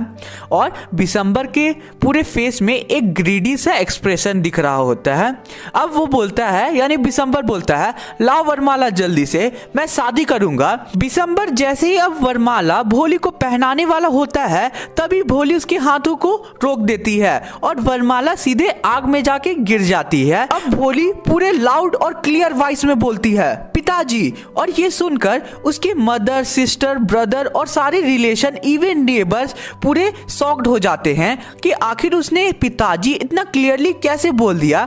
रामलाल एकदम शॉक्ड हो जाता है। जो गेस्ट होते हैं वो आपस में विस्पर करने लगते हैं कि देखो कितनी बेशर्म है, पहले से तो अगली दिखती ही थी, अब बेशर्मी में भी ये उतर गई है। अब रामलाल कहता है भोली कहीं तुम पागल तो नहीं हो गई हो ना, तुम हमारी फैमिली की इज्जत को मिट्टी में मत मिलाओ। अब भोली कहती है आपकी इज्जत के चलते ही तो मैं इतने दिनों से शांत थी और अभी भी शांत थी, लेकिन अब नहीं, अब मैं इस ग्रीडी पर्सन से शादी नहीं कर सकती हूँ। आप तुरंत ही इससे अपने पैसे को वापस ले लो। अब उस शादी में आई एक ओल्ड वुमेन बोलती है कितनी सेमलेस लड़की हो तुम, हम लोगों ने सोचा था कि तुम एक हार्मलेस डम काउ हो, लेकिन तुम ये कैसी बिहेव कर रही हो। अब भोली एकदम वायलेंटली उस ओल्ड वुमेन को रिप्लाई करती है हाँ आंटी आप सही हो, मैं एक डम काउ यानी कि सीधी सी गाय तो थी, लेकिन अब मैं इस हार्टलेस क्रिएचर से शादी नहीं कर सकती हूँ।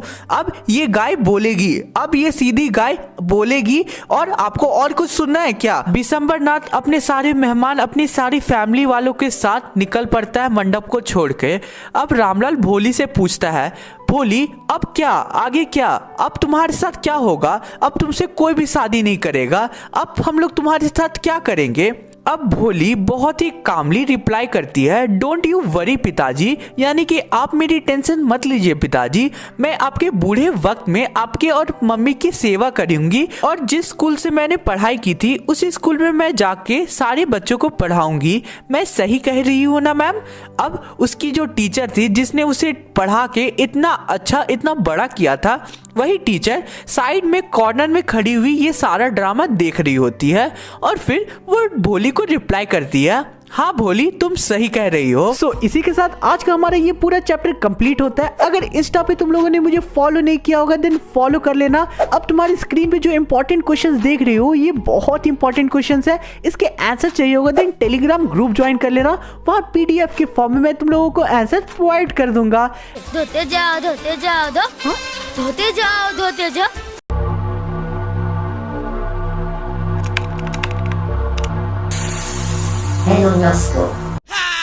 Bienvenidos a la cripta. Dame tu cosita, dame tu cosita. तो वीडियो के एंड तक ना लिटरली तुम लोग भी ऐसे ही डांस करने वाले हो, क्योंकि जो वीडियो का एंड है ना वो बहुत ही ज्यादा फनी होने वाला है। और साथ ही वीडियो के एंड तक तुम लोगों का ये पूरा चैप्टर पूरे अच्छे से कंप्लीट हो जाने वाला है और तुम लोगों के एग्जाम में इस चैप्टर से फुल मार्क्स आ जाएंगे। तो देखो इस वीडियो को पूरा एंड तक जरूर देखना। तो अभी तक तो तुम लोगों को पता चल गया होगा कि आज हम लोग कौन सा चैप्टर कवर अप करेंगे। आज हम लोग पढ़ेंगे फुटप्रिंट्स विदाउट फीट का chapter number 10, that is the book that saved the earth. So देखो हमेशा की तरह हम लोग इस चैप्टर का भी एक छोटा सा ओवरव्यू जान लेते हैं, उसके बाद डिटेल एक्सप्लेनेशन को शुरू करेंगे। So let's start with a short overview. तो तुम लोग कभी भी ये इमेजिन कर सकते हो कि इंग्लिश के nursery rhyme book mother goose ने हमारे अर्थ को एलियन इन्वेजन, मार्शियन इन्वेजन मतलब एलियन के अटैक से बचाया है। तो लिटरली यही चीज हम लोग पढ़ेंगे इस स्टोरी में कि आखिर कैसे एक बुक हमारे पूरे अर्थ को एलियन अटैक से बचाती है। सो पूरा जो स्टोरी है हम लोगों का वो एलियन के कन्वर्सेशन के अराउंड रिवॉल्व करेगा कि आखिर वो लोग क्या बात करते हैं और एट द एंड किस पॉइंट पे पहुंचते हैं जिसके कारण वो अर्थ पे अपना अटैक रोक देते हैं। सो अब चलो हम लोग इस स्टोरी के सबसे इंपॉर्टेंट कैरेक्टर्स को जान लेते हैं। पहला है हिस्टोरियन, सेकेंड है great and mighty think tank, third है अपेरेंटिस नूडल, फोर्थ है कैप्टन ओमेगा, फिफ्थ है ल्यूटेनेंट आयोटा, सिक्स्थ है सर्जेंट ऊप। बेसिकली हिस्टोरियन को छोड़ के ये सारे एलियंस है। हिस्टोरियन हम लोगों को इस चैप्टर से इंट्रोड्यूस कराएगी। उसके बाद great and mighty think tank जो कि ये एलियन ग्रुप का लीडर होता है और ये अपने आप को बहुत ही ज़्यादा दिमाग वाला समझता है क्योंकि इसका जो हेड होता है ये सारी एलियंस में सबसे ज़्यादा बड़ा होता है। तो अब हम लोग शुरू करेंगे सीन 1 के साथ। तो करेंटली जब हिस्टोरियन हम लोगों को स्टोरी बताती है तब 25th सेंचुरी का टाइम होता है और प्लेस होता है the museum of ancient history.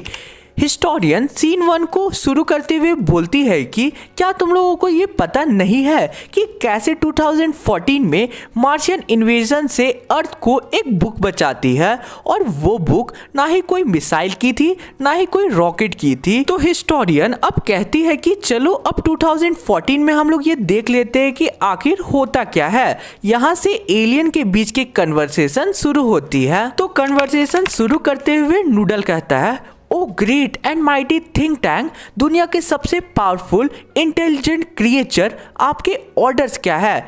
उसके बाद थिंक टैंक कहता है, तुमने मेरे सैल्यूटेशन का कुछ पार्ट छोड़ दिया नूडल।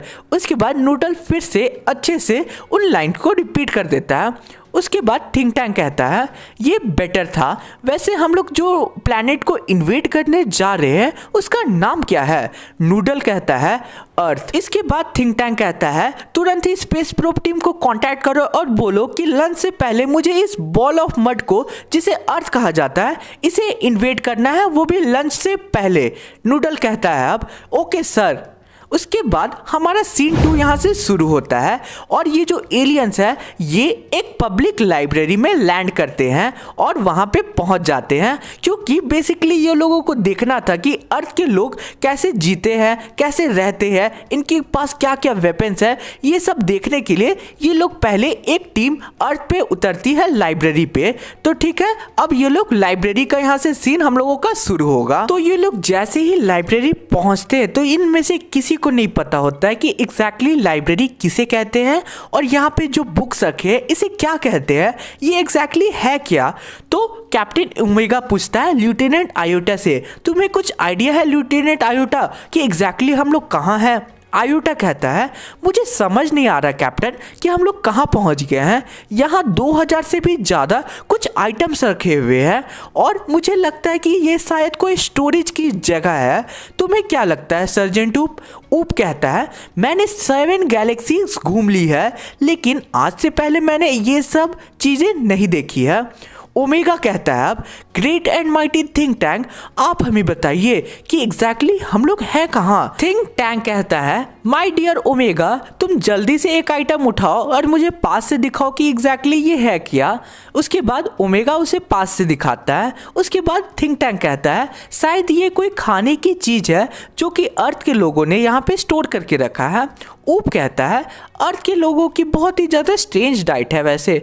थिंक टैंक कहता है ये जो आइटम तुमने हाथ पे पकड़ के रखा है ये शायद एक सैंडविच है। ओमेगा कहता है अ सैंडविच। आयोटा कहता है अ सैंडविच। ऊप कहता है क्या ये एक सैंडविच है? थिंक टैंक कहता है अब ये एक सैंडविच है क्योंकि साइड में देखो तुम लोग 2 स्लाइस है ब्रेड के और बीच में फिलिंग्स है कुछ। ओमेगा कहता है आप करेक्ट हो सर। थिंक टैंक कहता है मेरे ओपिनियन को सही करने के लिए मेरी ऑर्डर है कि तुम इसे खा के देखो। ओमेगा कहता है क्या हमें इसे खाना होगा?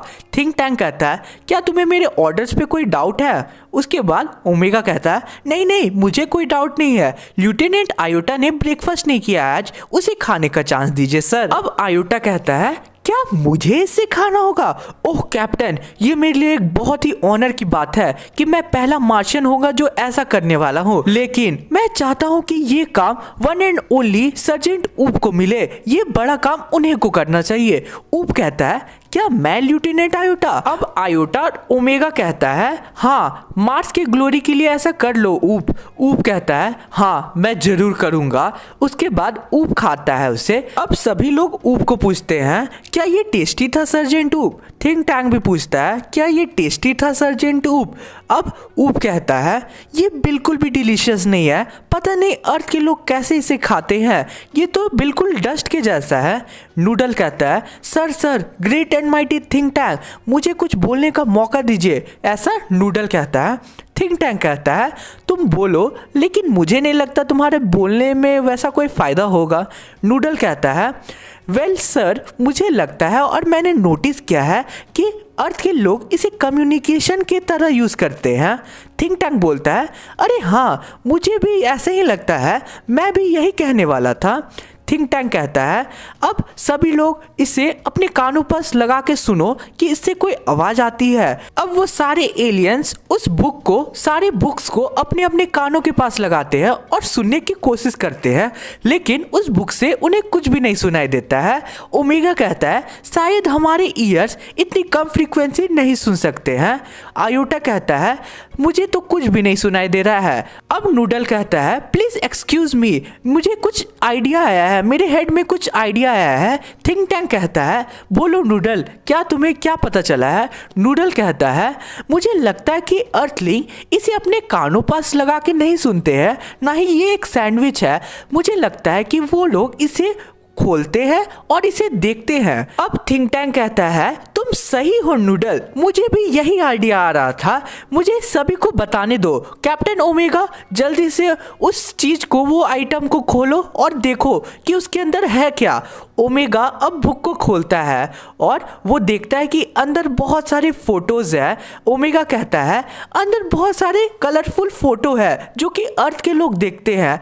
आयोटा कहता है अंदर तो बहुत सारे कोड है। थिंक टैंक कहता है क्या इसके अंदर कोड है? शायद ये कोड बहुत ही ज्यादा इंपॉर्टेंट होंगे। ऊप कहता है ये सारे लाइंस में कुछ कुछ कोड लिखा हुआ है सर। अब थिंक टैंक कहता है हमें तुरंत ही इस कोड को ब्रेक करना चाहिए। नूडल कहता है सर मुझे लगता है कि हमें वो जो कैप्सूल है उसे खा लेना चाहिए, विटामिन की कैप्सूल खा लेना चाहिए, जिससे हम लोग कोई भी कोड को डिकोड कर सकते हैं, यानी कि कोई भी चीज़ों को पढ़ सकते हैं, उसका ये कहना था। तो अब वो सभी लोग वो विटामिन कैप्सूल खा लेते हैं और फिर पढ़ना शुरू करते हैं। अब थिंक टैंक कहता है ओमेगा जल्दी से सारी कोड को पढ़ो और मुझे बताओ कि लिखा क्या है एग्जैक्टली। ओमेगा कहता है यस सर और पढ़ना शुरू करता है।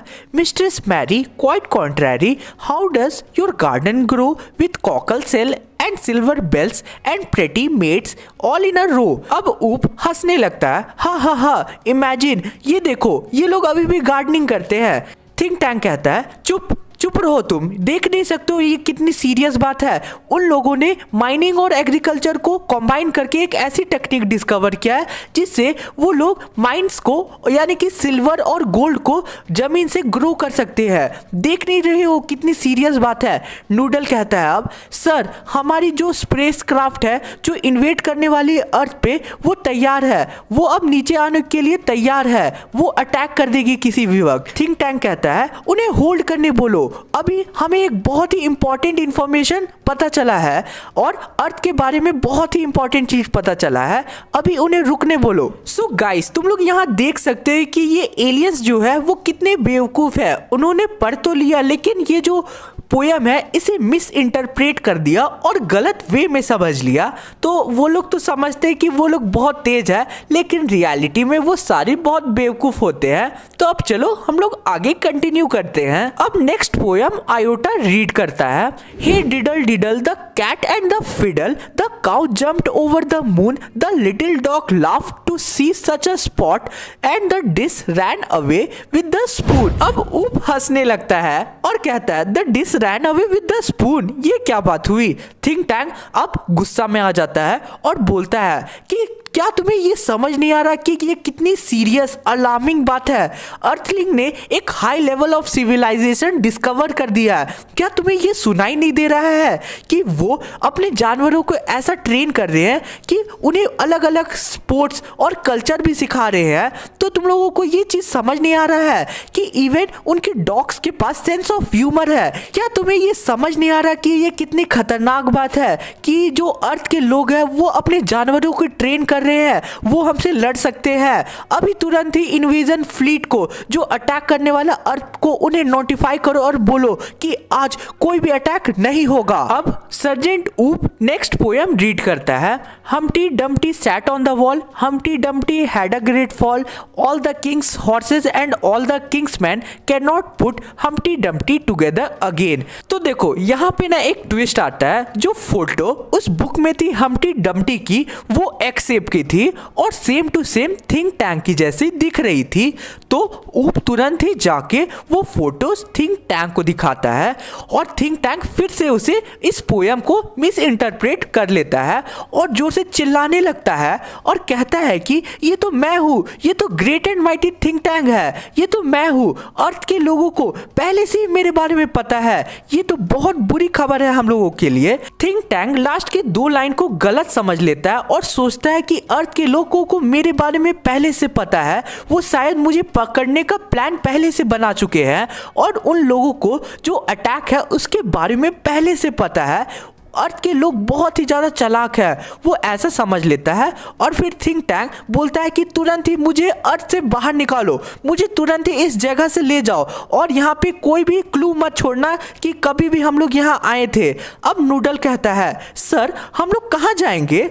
अब थिंक टैंक कहता है मुझे मार्स से मिलियन माइल्स दूर ले चलो और इन्वेजन फ्लीट को तुरंत ही ऑर्डर दो कि मार्स को खाली करके बहुत ही दूर चलना है हम लोगों को अल्फा सेंचुरिया जाना है जो कि 100 मिलियन माइल्स अवे है अर्थ से। अब हिस्टोरियन आती है और वो कहती है कि देखा तुम लोगों ने कि कैसे नर्सरी राइम बुक ने हमारी अर्थ को मार्शियन इन्वेजन से बचाया। और फिर वो कहती है कि 500 ईयर के बाद हम लोगों ने यानी कि अर्थ के लोगों ने मार्स के लोगों से कांटेक्ट किया और उनसे दोस्ती भी की। इवन तब तक वहां का जो रूलर था थिंक टैंक वो भी चेंज हो गया था। और गेस करो कि कौन था नया रूलर? नया रूलर था नूडल। और फिर हम लोगों ने उन्हें बुक को पढ़ना भी सिखाया। सो गाइस, इसी के साथ आज का हमारा ये वीडियो कंप्लीट होता है। तुम्हारे भाई को इस वीडियो को बनाने में बहुत मेहनत लगा है, इसलिए चैनल को सब्सक्राइब जरूर करना, एक अच्छा सा प्यारा सा कमेंट जरूर करना और वीडियो को एक लाइक जरूर करना। सो चलो मिलते हैं किसी और वीडियो में। Thanks for watching the video.